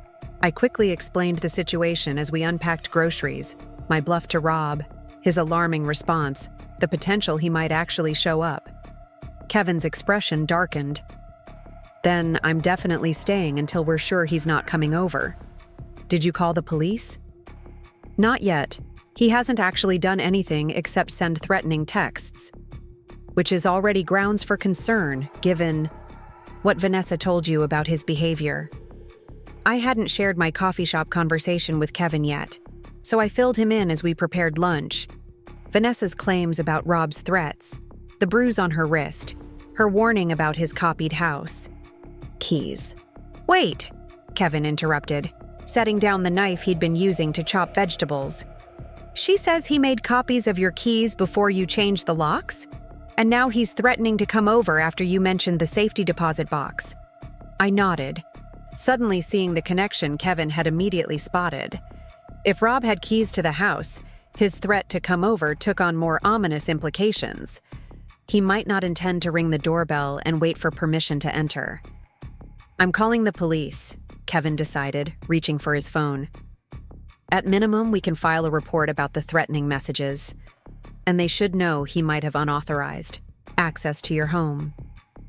As Kevin made the call, my phone buzzed with another message from Rob. "I'm 5 minutes away. Last chance to be reasonable about this, Jenny." I showed Kevin, who relayed the information to the police dispatcher. They promised to send a patrol car, but warned it might take up to 20 minutes. "We might be on our own if he shows up before they do," Kevin said grimly after ending the call. I moved to the security panel, ensuring all doors and windows were properly armed. The system would trigger an alarm and automatic police notification if any entry point was breached. It wasn't foolproof, but it provided some reassurance. "Should we leave?" I asked, suddenly uncertain about the wisdom of remaining in the house. Kevin considered this. "If we leave now, we might run into him on the way out. Better to stay put with the security system armed. 2 of us, secured doors, and the police on the way. We're safer here than potentially encountering him in the driveway." His logic made sense, but tension still crawled along my spine as we waited. I texted Patricia to update her, then found myself obsessively checking the security camera feeds for any sign of Rob's car. 5 minutes passed, then 10. No Rob. Maybe he was bluffing too, Kevin suggested as we watched from the living room window. Maybe, I agreed, though something felt off. If Rob had been close enough to arrive within 5 minutes, where was he? My answer came moments later when the security system chimed, not the blaring alarm of a breach, but the subtle alert indicating motion detected at the back of the property. We rushed to my home office where the security camera feeds displayed on my computer monitor. There, moving through the back garden, was Rob, approaching not the main entry points, but the old cellar door, half hidden behind ornamental grasses. "He's trying to come in through the cellar," I whispered, unnecessarily quiet as if he might hear me through the camera feed. "I didn't even think about securing that door. We never use it." "Is it locked?" Kevin asked urgently. "It should be, but it's an old lock, if he has the original key." We watched as Rob knelt by the cellar door, producing what was clearly a key. My stomach dropped as he inserted it into the lock and turned. But instead of opening, he jiggled the key, frustration evident in his body language. The new security system, I realized. They reinforced all ground-level entry points, including the cellar door. We continued watching as Rob tried the key again, then appeared to give up, moving back toward the side of the house. The camera feed lost him momentarily before picking him up approaching the kitchen door, another key in hand.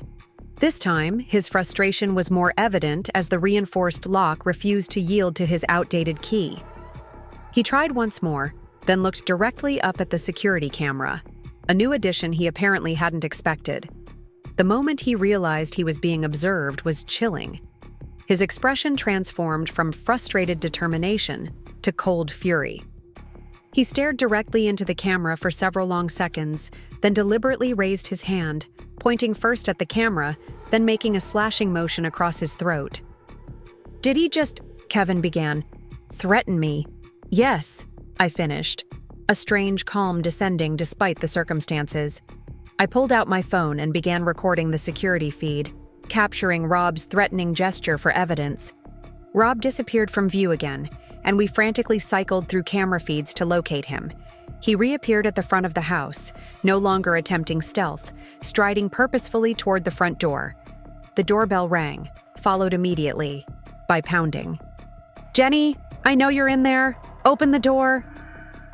Kevin moved to position himself between me and the entrance, though the locked and reinforced door made this unnecessary.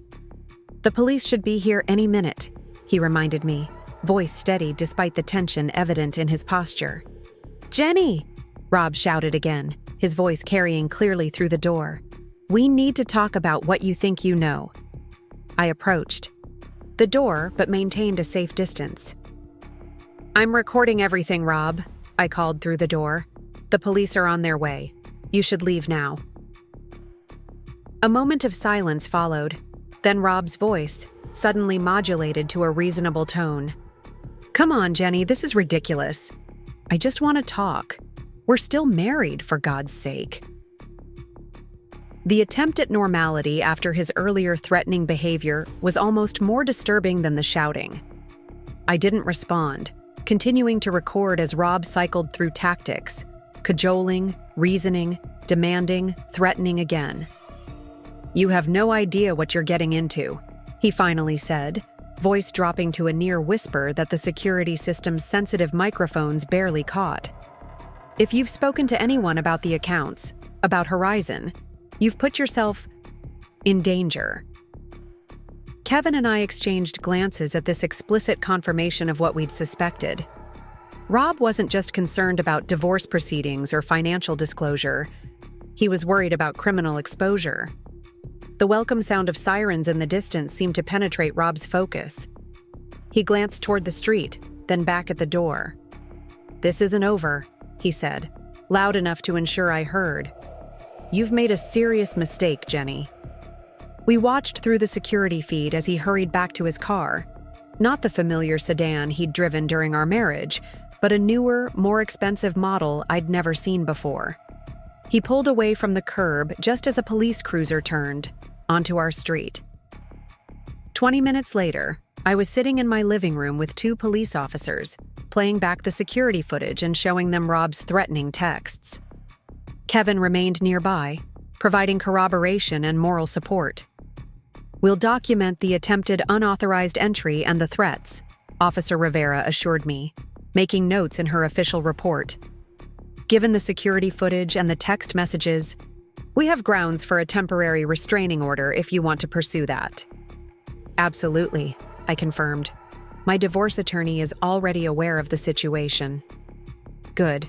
We'll also increase patrols in your neighborhood for the next few days," Officer Chen added. "If he returns or makes any additional threats, call 911 immediately." After the police left, Kevin insisted on staying overnight again despite my protests that the security system would alert me to any further attempts at entry.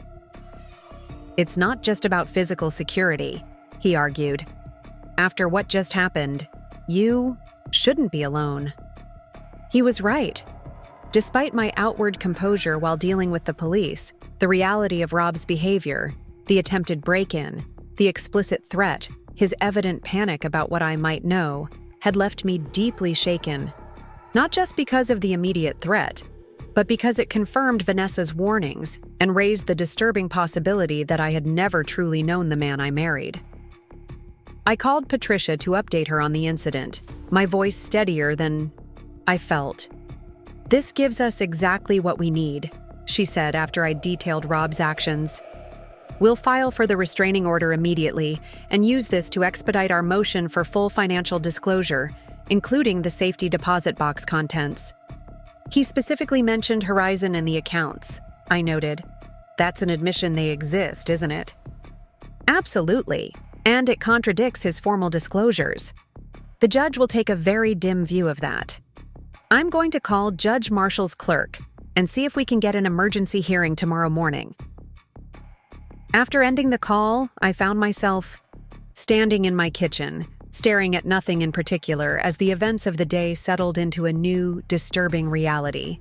Rob had attempted to enter my home using copied keys. He had explicitly threatened me when discovered. He was concerned enough about what I might know about his financial activities to risk criminal charges for breaking and entering. "You okay?" Kevin asked gently, setting a mug of tea on the counter beside me. "Not really," I admitted. "I keep thinking about who I thought Rob was versus who he apparently is. How did I miss this? We were married for 11 years. Kevin leaned against the counter, considering his words carefully. Some people are very good at compartmentalizing, at presenting exactly the version of themselves they want you to see. But for 11 years, I pressed, was our entire marriage a performance? Maybe not the entire marriage, he suggested. People change, or reveal themselves gradually. The Rob you married might have been exactly who you thought he was at the time. The idea offered little comfort. If Rob had changed so fundamentally without my noticing, what did that say about my perception, my judgment, my understanding of the man I'd chosen to build a life with?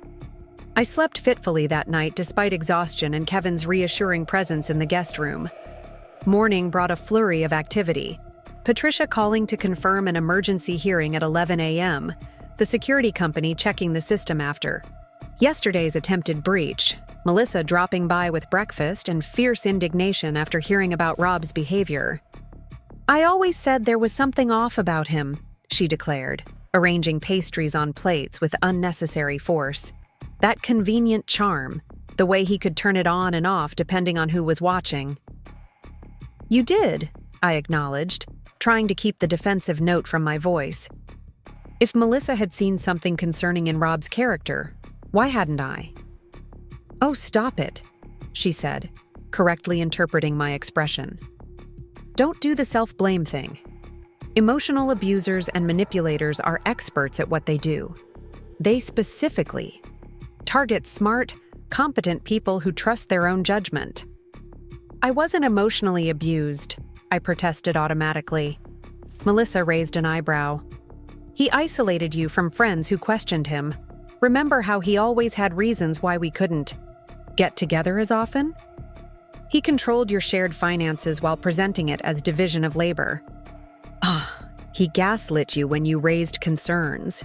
Remember the "you're overreacting" comments? And now he's escalated to intimidation and threats when his control is threatened. Put that way, patterns I'd never consciously identified suddenly came into focus. Rob's subtle but persistent complaints about certain friends, his insistence on handling our finances despite my professional expertise in that area, his dismissal of my concerns as emotional or irrational. I didn't see it, I said quietly. You weren't supposed to, Melissa replied, her tone gentler now. That's how it works. The changes are so gradual, so skillfully implemented that by the time you might recognize them, your normal meter is already recalibrated. The conversation lingered in my mind as I prepared for the emergency hearing, selecting a tailored navy suit that projected confidence and professionalism. Patricia had advised presenting a calm, collected image. No visible anger or distress, however justified. Judges respond better to rational petitioners than emotional ones. At the courthouse, Patricia met me outside the assigned courtroom, her expression suggesting good news. Judge Marshall is known for taking financial non-disclosure very seriously, and the restraining order request, combined with the security footage, gives us a compelling case for emergency relief. Will Rob be here? I asked, scanning the hallway nervously. His attorney filed a response this morning and said they would attend. But the restraining order request means you won't have to interact directly. As if summoned by our discussion, Rob appeared at the far end of the hallway, accompanied by a distinguished-looking older man I recognized as Gerald Whitman, one of the city's high-profile divorce attorneys. Rob's appearance surprised me, not because he was there, but because of how different he looked from the man who had threatened me yesterday. Today, he was impeccably dressed in a conservative suit, his expression appropriately serious but composed, nothing like the rage-distorted face that had stared into my security camera. Another performance, I murmured, understanding dawning. This is the respectable, reasonable Rob for the judge's benefit. Patricia nodded approvingly at my assessment. Exactly, but we have video evidence of who he really is. Don't let the performance distract you. Inside the courtroom, we were separated by the central aisle, Rob and his attorney on one side, Patricia and I on the other. I deliberately avoided looking in his direction, focusing instead on organizing my thoughts for the testimony Patricia had prepared me to give. Judge Marshall, a stern-faced woman in her 60s, wasted no time on preliminaries. We're here on 2 matters. Ms. Morgan's request for a temporary restraining order against Mr. Morgan, and her motion for emergency disclosure of financial assets allegedly concealed during standard discovery. Let's address the restraining order first. Patricia presented our case efficiently, submitting the security footage, text messages, and police report documenting Rob's threatening behavior. I testified briefly about the incident, maintaining the composed demeanor Patricia had advised despite feeling Rob's gaze boring into me from across the courtroom. Rob's attorney attempted to characterize the incident as a misunderstanding between spouses during a difficult separation, suggesting Rob had simply been trying to retrieve personal items from the marital home. Does Mr. Morgan routinely retrieve personal items by attempting to enter through cellar doors and making throat-slashing gestures at security cameras? Judge Marshall asked with palpable skepticism. Gerald Whitman cleared his throat uncomfortably. My client acknowledges his behavior was inappropriate. He was upset about certain allegations Ms. Morgan had made and reacted poorly.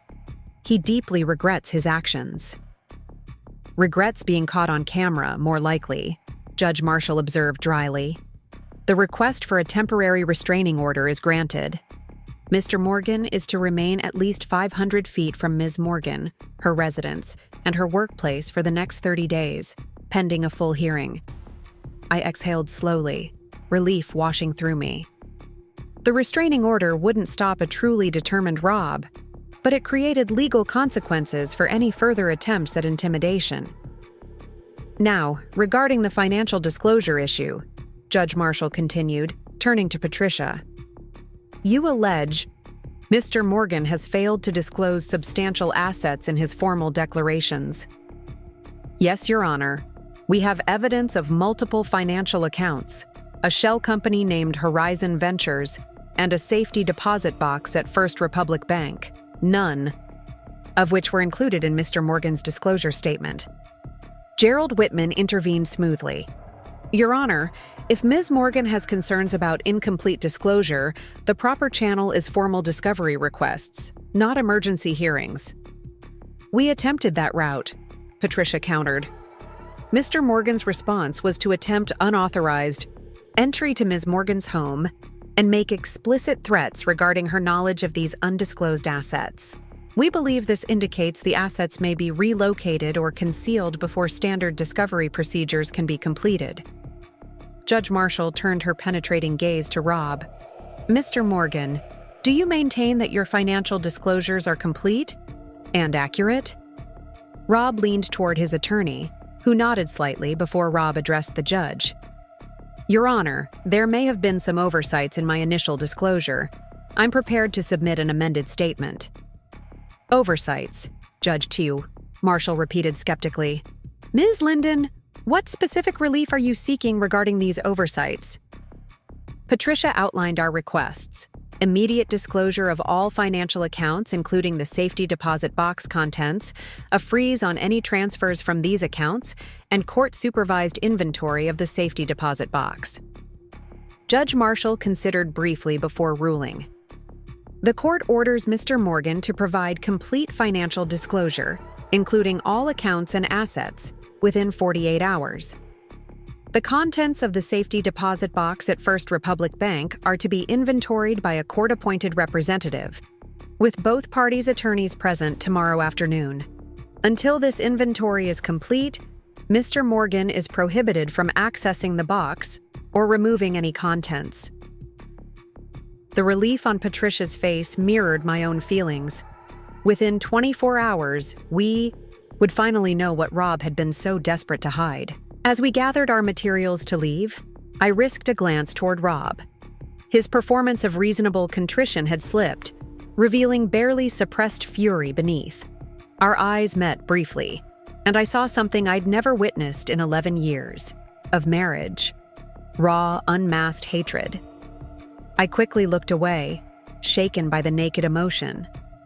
This wasn't just about the divorce or even the financial deception. Whatever was in that safety deposit box had the power to destroy Rob in some fundamental way, and he now saw me as the agent of that destruction. Outside the courtroom, Patricia squeezed my arm reassuringly. That went exactly as we hoped. Judge, Marshall is expediting everything, which almost never happens in these cases. What happens at the inventory tomorrow? I asked, still processing the implications of Rob's expression. The court will send a representative, usually a clerk or sometimes a junior attorney, to witness the opening of the box.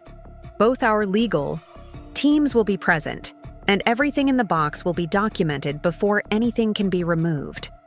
If there's evidence of criminal activity, the court representative is obligated to report it. The possibility that had been abstract until now suddenly seemed very real. Rob might be facing criminal charges, depending on what the box contained. While that would certainly strengthen my position in the divorce proceedings, it also heightened the sense that I was dealing with someone increasingly desperate and dangerous. What about the restraining order? Will that keep him away from the bank tomorrow? Patricia shook her head. The order prevents him from approaching you, but it doesn't bar him from attending court-ordered proceedings where you're both required to be present. There will be multiple witnesses, though, including court personnel. He won't risk anything in that setting. Her confidence was reassuring, but as we walked to the parking garage, I couldn't shake the image of Rob's hatred-filled gaze. For 11 years, I'd believed I was married to someone who, whatever his flaws, fundamentally cared for me. Now I was forced to recognize that not only had he betrayed me, but he actively wished me harm for having the audacity to defend myself. "One more day," Patricia said as we reached my car. "Tomorrow by this time we'll know exactly what we're dealing with." One more day until I discovered what was in the box that Rob had protected so fiercely. One more day until I potentially understood the full scope of his deception. One more day until I learned whether the man I'd married was merely a cheater and financial fraud, or something far more concerning. As I drove home, hyper-aware of my surroundings and checking repeatedly for any sign of Rob's new car, I wondered how my life had transformed so completely in less than a week. From successful financial advisor with a seemingly stable marriage to a woman with a restraining order against her husband, living behind security systems and preparing for court-supervised inventories of secret assets. The house, when I arrived, felt both like sanctuary and trap. A space I was reclaiming as my own, but also a place where Rob had attempted to enter against my will less than 24 hours ago. The contradiction mirrored my larger situation. I was simultaneously taking control of my future and discovering how profoundly I had been controlled in the past. Tomorrow couldn't come quickly enough.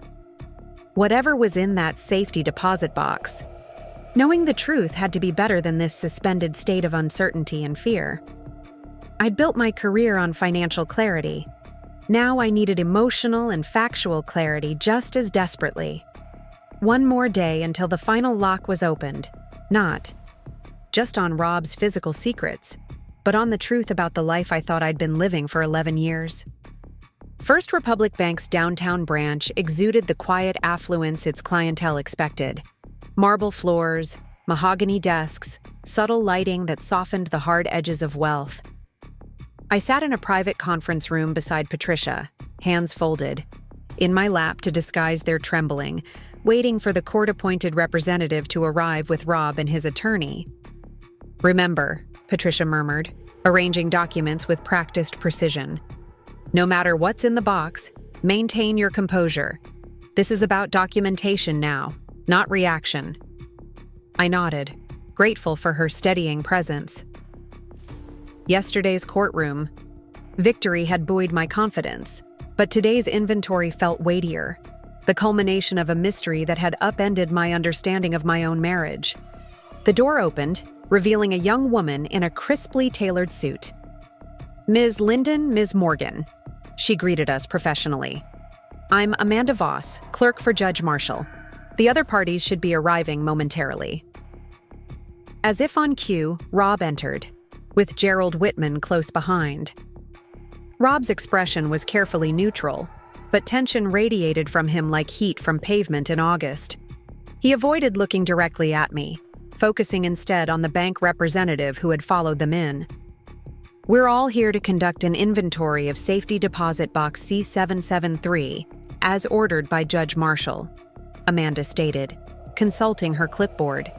"Mr. Morgan has surrendered his key to me temporarily, and the bank has provided authorization for this court-supervised access." The bank representative, a manager named David Selby according to his nameplate, nodded confirmation. "The box has been moved to this conference room for privacy. I'll need everyone to sign these attestation forms before we proceed." As we completed the paperwork, I studied Rob peripherally. He'd dressed impeccably again, the consummate professional in a charcoal suit that probably cost more than a month's mortgage payment. Nothing about his appearance suggested a man who had attempted to break into my home 2 days earlier, raging and threatening. Today's Rob was all controlled surfaces, like the polished wood of the conference table, smooth, solid, revealing nothing of its inner composition. Amanda positioned herself at the head of the table, with the black metal box placed before her. "I'll open the box and remove each item individually. I'll describe each item for the record, and both parties' legal representatives may note any comments or objections." She inserted the key, turned it with a soft click, and removed the lid. From my angle, I couldn't yet see the contents, but I saw Rob shift almost imperceptibly in his seat, his first display of genuine emotion since entering the room. Item 1, Amanda began, lifting out a manila envelope. Sealed envelope labeled Cayman documentation. Shall I open it? Yes, Patricia and Gerald answered simultaneously. Amanda carefully broke the seal and extracted several documents. Contents appear to be account statements from Global Trust Bank of Grand Cayman, in the name of Horizon Ventures LLC. 4 statements total, covering the past 12 months. Current balance indicated as $1, $27 million. I fought to maintain my neutral expression as the figure registered. 1. 27 million. Far more than the unauthorized withdrawals from our joint accounts could explain. Far more than Rob could have legitimately earned and saved during our marriage. Item 2, Amanda continued, removing a slim leather portfolio. Document folder, containing. She paused as she examined the contents, her professional demeanor momentarily faltering. Containing what appears to be identification documents in the name of Robert James Maxwell. Driver's license, passport, social security card.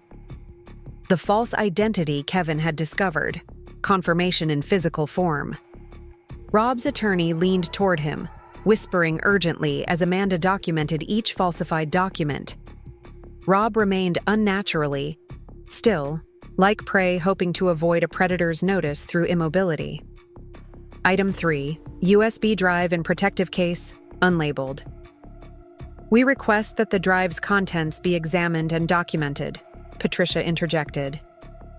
Gerald Whitman objected immediately. The court order specified inventory of physical items, not examination of electronic contents. After brief consultation with Judge Marshall by phone, Amanda ruled in our favor.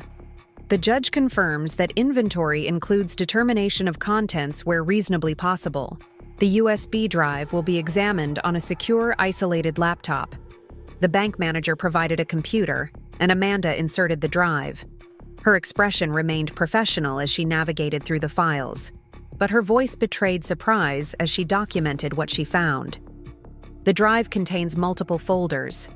The first holds what appear to be internal financial documents from Vertex Industries, including wire transfer authorizations, client account information, and internal audit reports.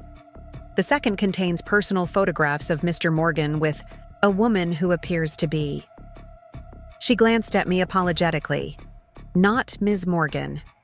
The third contains documents labeled contingency plan, with detailed instructions for establishing residence in several non-extradition countries. Each revelation struck like a physical blow, but the third folder sent ice through my veins.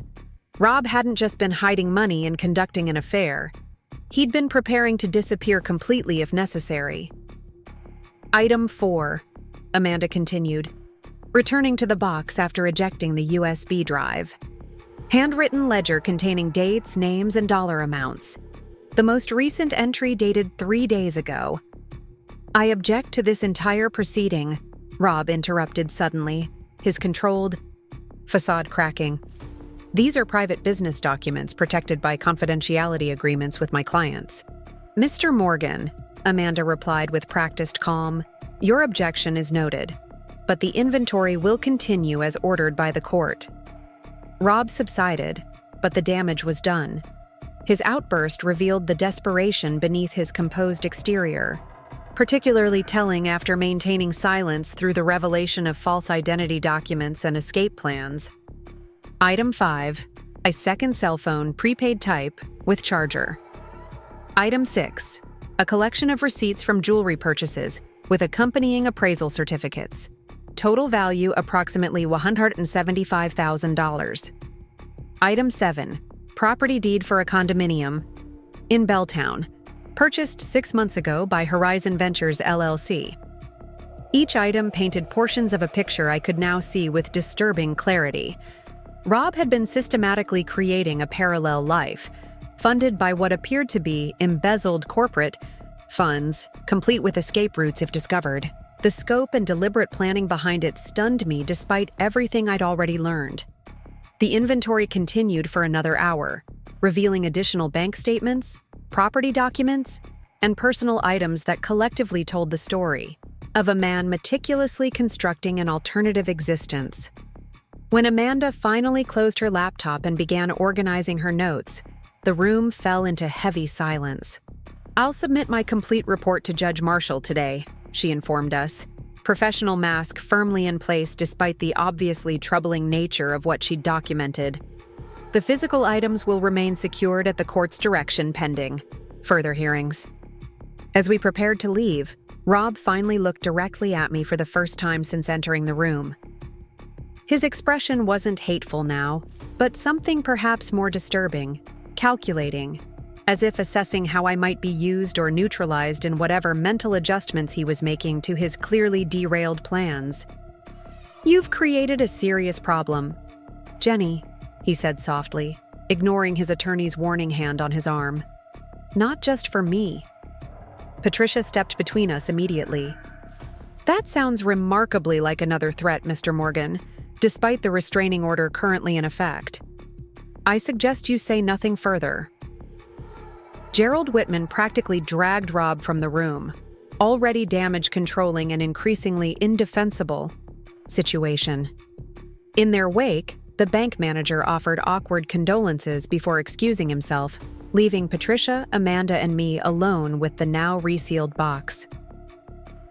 "Ms. Morgan," Amanda said with unexpected gentleness, "given what we've discovered, I'm obligated to inform you that this documentation will be shared with appropriate law enforcement agencies. The evidence suggests potential criminal activity beyond divorce-related asset concealment." I nodded, still processing the implications. "I understand. You should prepare yourself for significant attention from various authorities," she continued. "The Vertex Industries documents alone suggest corporate espionage or embezzlement. The false identity documents indicate potential flight risk."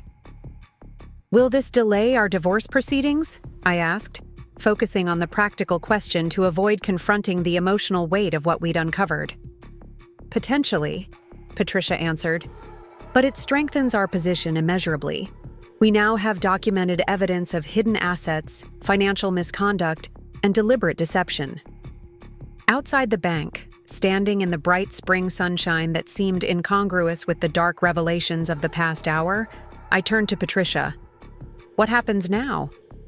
"Now," she said, guiding me toward the parking garage. "We prepare for the storm. Once Amanda's report reaches Judge Marshall, things will move quickly. Criminal investigation, potential charges, media attention if the Vertex angle proves significant." "Media attention," I echoed, the concept landing like a stone in my stomach. My carefully constructed professional reputation potentially tarnished by association with Rob's apparent crimes. "We'll get ahead of it," Patricia assured me. "Position you clearly as the wronged spouse who helped expose wrongdoing. Eleanor will understand the importance of protecting both you and Reynolds Financial from collateral damage." She was right, of course. Eleanor would prioritize my well-being while safeguarding the firm's reputation. But the prospect of becoming even peripherally associated with a financial scandal sent waves of anxiety through me. I'd built my career on trust and integrity. The idea of clients questioning my judgment based on my failed marriage was almost unbearable. At home, I found myself moving restlessly from room to room, unable to settle. The contents of Rob's safety deposit box kept replaying in my mind like scenes from a movie about someone else's life.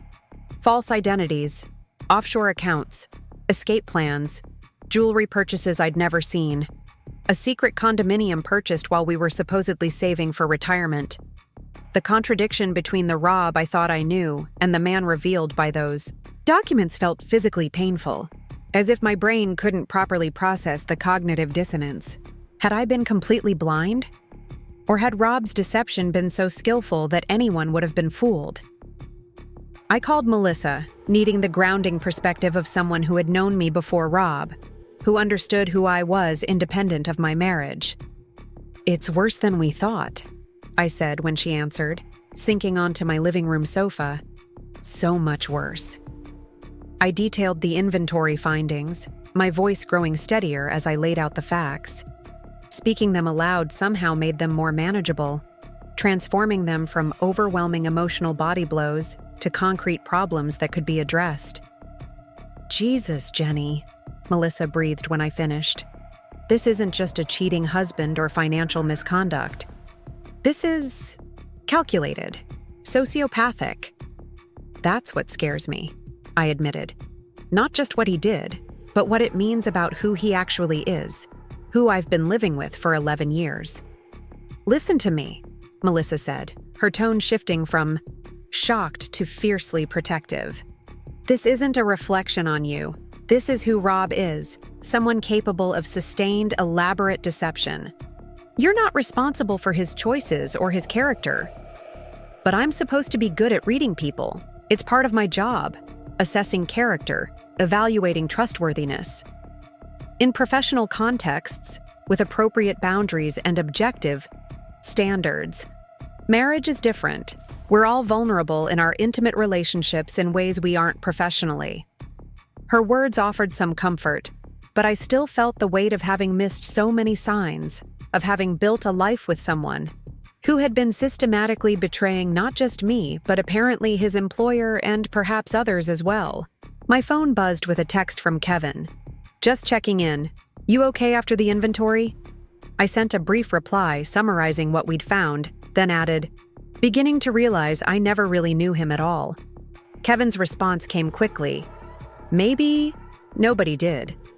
People like Rob excel at presenting whatever version of themselves works best in each context."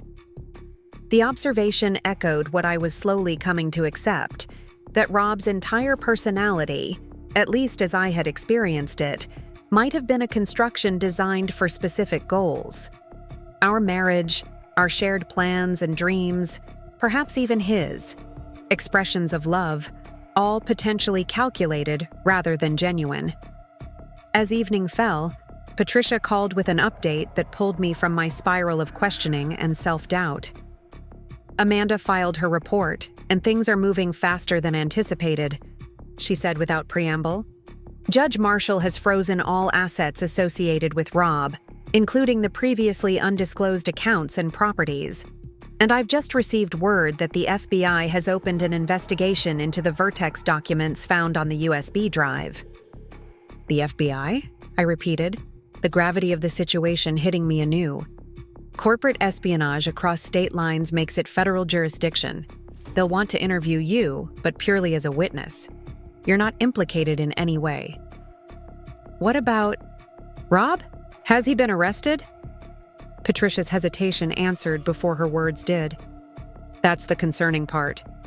His attorney claims not to know his current whereabouts. The authorities are attempting to locate him now." A cold weight settled in my chest. He's running. Possibly. The restraining order and asset freeze were delivered to his attorney, but Rob himself hasn't been served because he can't be found. I thought of the contingency plan folder Amanda had documented, with its carefully researched non-extradition countries and established escape routes. The safety deposit box.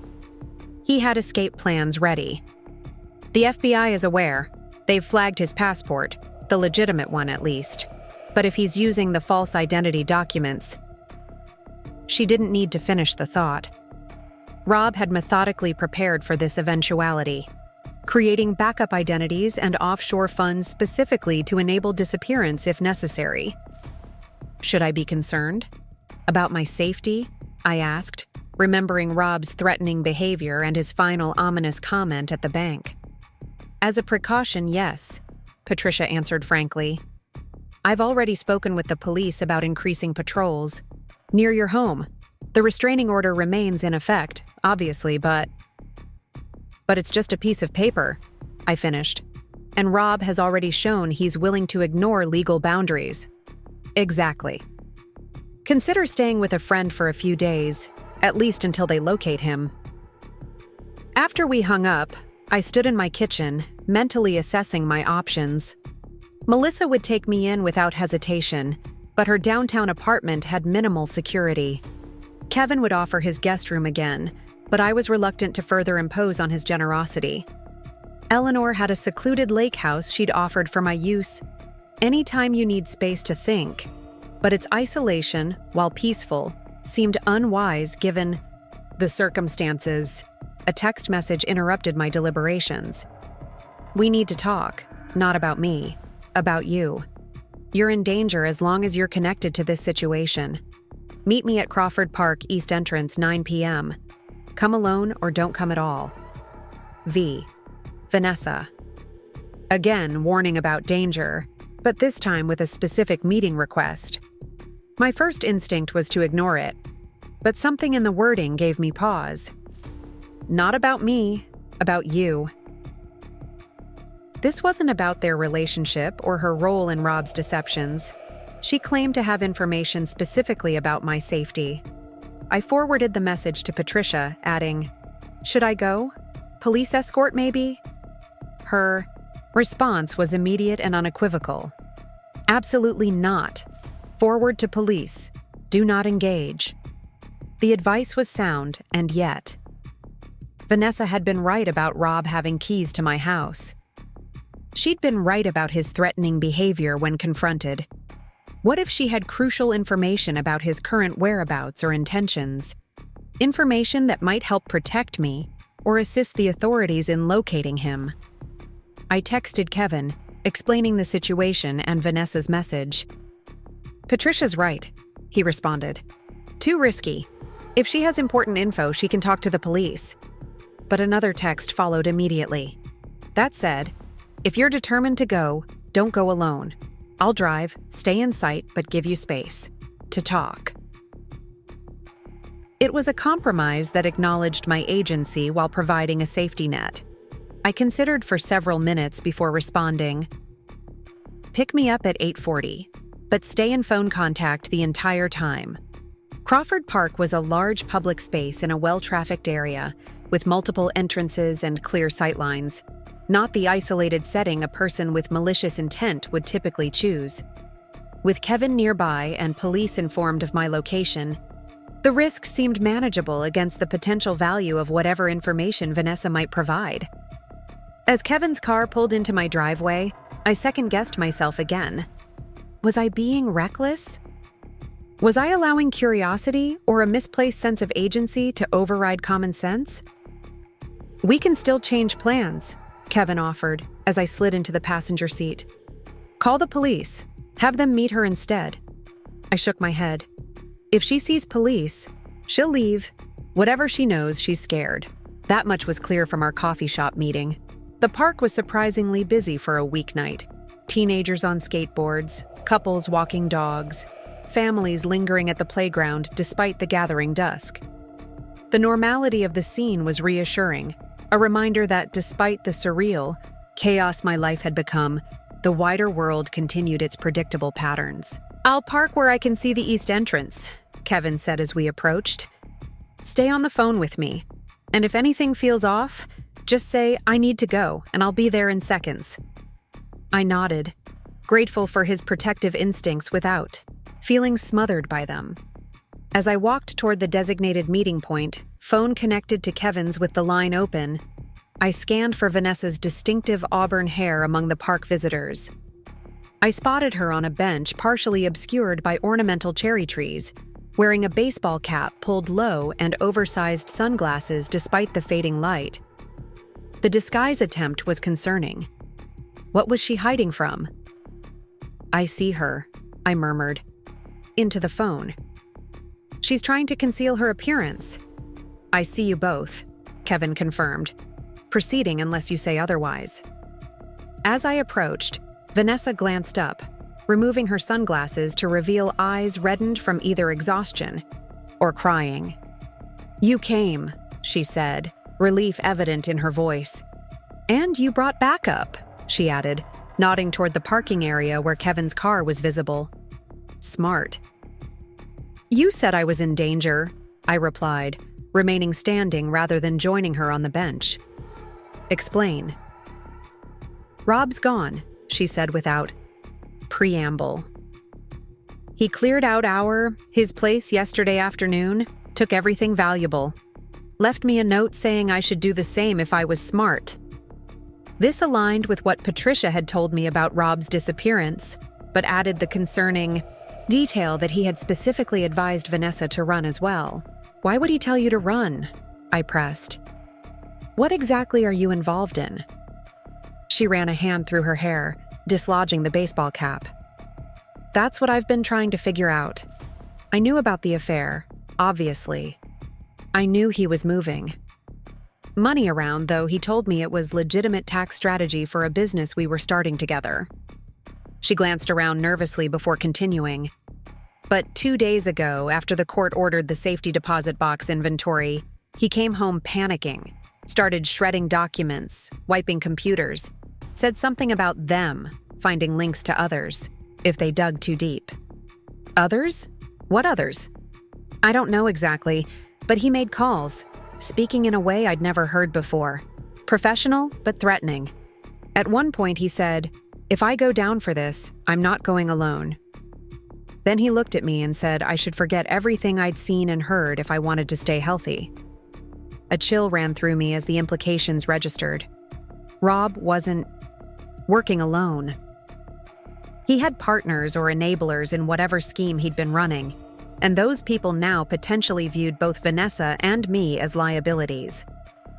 "Why are you telling me this?" I asked, still wary of her motives despite the apparent sincerity of her fear. "Because after he left, I found this." She reached into her purse and extracted a folded paper, handing it to me cautiously. It fell out of his notebook during the packing frenzy. I don't think he realized he dropped it. I unfolded the paper to find what appeared to be a handwritten list of names with notes beside each. My name was at the top, followed by primary liability, knows too much, connections to Reynolds' clients. Vanessa's name appeared second, with witness containment required. The remaining names were unfamiliar except for one, John Williams, a senior partner at Vertex Industries, marked as facilitator, mutual assured destruction. "What exactly is this?" I asked, though the ominous implications were clear. "A threat assessment, I think. People who could expose whatever he's been doing. And what I think are coded instructions for dealing with each person." I refolded the paper with hands that weren't entirely steady. "Have you shown this to the police?" Vanessa shook her head. "I'm afraid to. If Rob has partners, they could include people in law enforcement. That's why I contacted you directly. You have resources, connections through your firm, people you can trust." The suggestion that Rob's mysterious others might include law enforcement officials seemed paranoid, but then again, everything about this situation would have seemed paranoid a week ago. The safety deposit box had revealed a level of deception and planning I wouldn't have believed possible from the man I thought I knew. "I need to take this," I said, indicating the list. "I'll have my attorney determine the best course of action." Vanessa nodded, relief evident in her posture. "I'm leaving town tonight, going somewhere he can't find me, at least until this is resolved. I suggest you consider doing the same." "Running makes me look guilty of something," I countered. "I have nothing to hide." "Innocence doesn't always protect people," she replied softly. "Just be careful.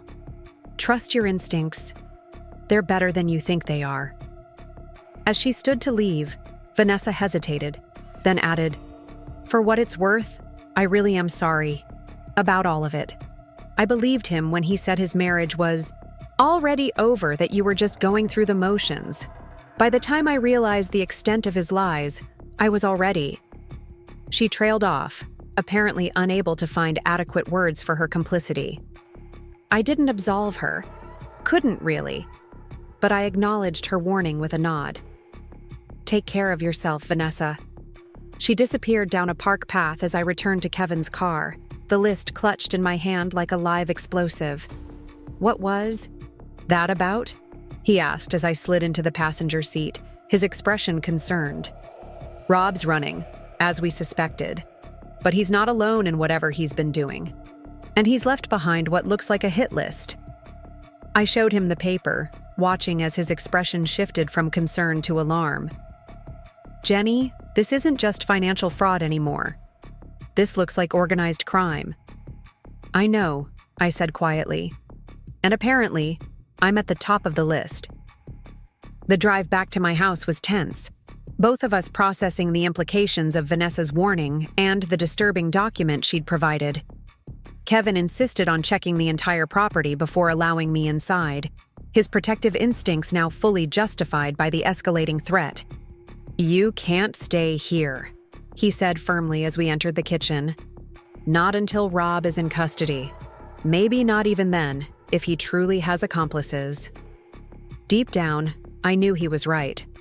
The security system and reinforced locks had seemed adequate protection against a vengeful ex-husband, but against an organized criminal operation, against people potentially embedded in law enforcement, those safeguards suddenly felt woefully inadequate. "I'll call Eleanor," I decided, reaching for my phone. Her lake house is remote, but that might be an advantage now. And it has a sophisticated security system since she keeps client files there sometimes. While I arranged temporary sanctuary with Eleanor, Kevin methodically moved through the house, helping me pack essentials and wiping digital footprints. That might reveal my destination. Deleting browser history showing map searches, ensuring location services were disabled on my devices. "I've told Patricia I'm relocating temporarily," I said as we loaded my car. "She's going to take the list directly to the FBI agent handling the Vertex investigation. They'll have the resources to determine if Rob's connections really do include law enforcement." "Good," Kevin nodded approvingly. "And I'll follow you to Eleanor's. Make sure you get there safely." The offer touched me deeply. This steadfast friend who had become my protector through this nightmare, asking nothing in return. "Kevin, I don't know how to thank you for everything you've done." "You don't need to thank me," he said simply. "Just stay safe. That's all that matters right now." As we prepared to leave, I took one final look around the home that had once represented security and shared dreams. Now it felt like a stage set, where I'd unwittingly performed in someone else's production, playing the role of devoted wife, while my scene partner enacted an entirely different script. But amidst the betrayal and fear, a strange clarity was emerging. I'd survived the initial devastation. I'd taken control of my finances, reclaimed my home, temporarily abandoned though it now was, and helped expose what appeared to be significant criminal activity. Whatever Rob had planned by locking me out of our house that day, it certainly wasn't this outcome. The irony wasn't lost on me as I locked the front door one final time. Rob had changed the locks to keep me out physically, but in doing so, he had inadvertently unlocked the truth about himself and the fraudulent life he'd been constructing. Now he was the one on the run, his carefully built alternate identity exposed, his hidden assets frozen, his criminal connections under investigation, and I was driving away not in defeat, but in strategic retreat, protected by friends, represented by a formidable attorney, my professional reputation intact despite proximity to scandal. Rob had intended to discard me, to erase my presence from his life as easily as changing a lock. Instead, he had catalyzed my transformation from trusting wife to clear-eyed survivor. As Kevin's headlights appeared in my rearview mirror, providing the reassurance of his watchful presence, I felt a surprising emotion beneath the anxiety and uncertainty: determination. Not just to survive this ordeal, but to emerge from it, stronger, wiser, unwilling to surrender the life I'd worked so hard to build. Rob might have locked me out of our house, but in response, I'd locked him out of every account he depended on: financial, social, professional. And in that decisive action, I'd discovered a resilience I hadn't known I possessed. Whatever lay ahead, FBI interviews, divorce proceedings, rebuilding my sense of trust and security, I would face it with the same strength that had carried me through this week of revelations. The road to Eleanor's lake house stretched dark before me, symbolic of the uncertain future I now faced. But for the first time since discovering those changed locks, I felt equipped for the journey. no longer defined by what I had lost, but by what I had found within myself. Up next, you've got 2 more standout stories right on your screen. If this one hit the mark, you won't want to pass these up. Just click and check them out.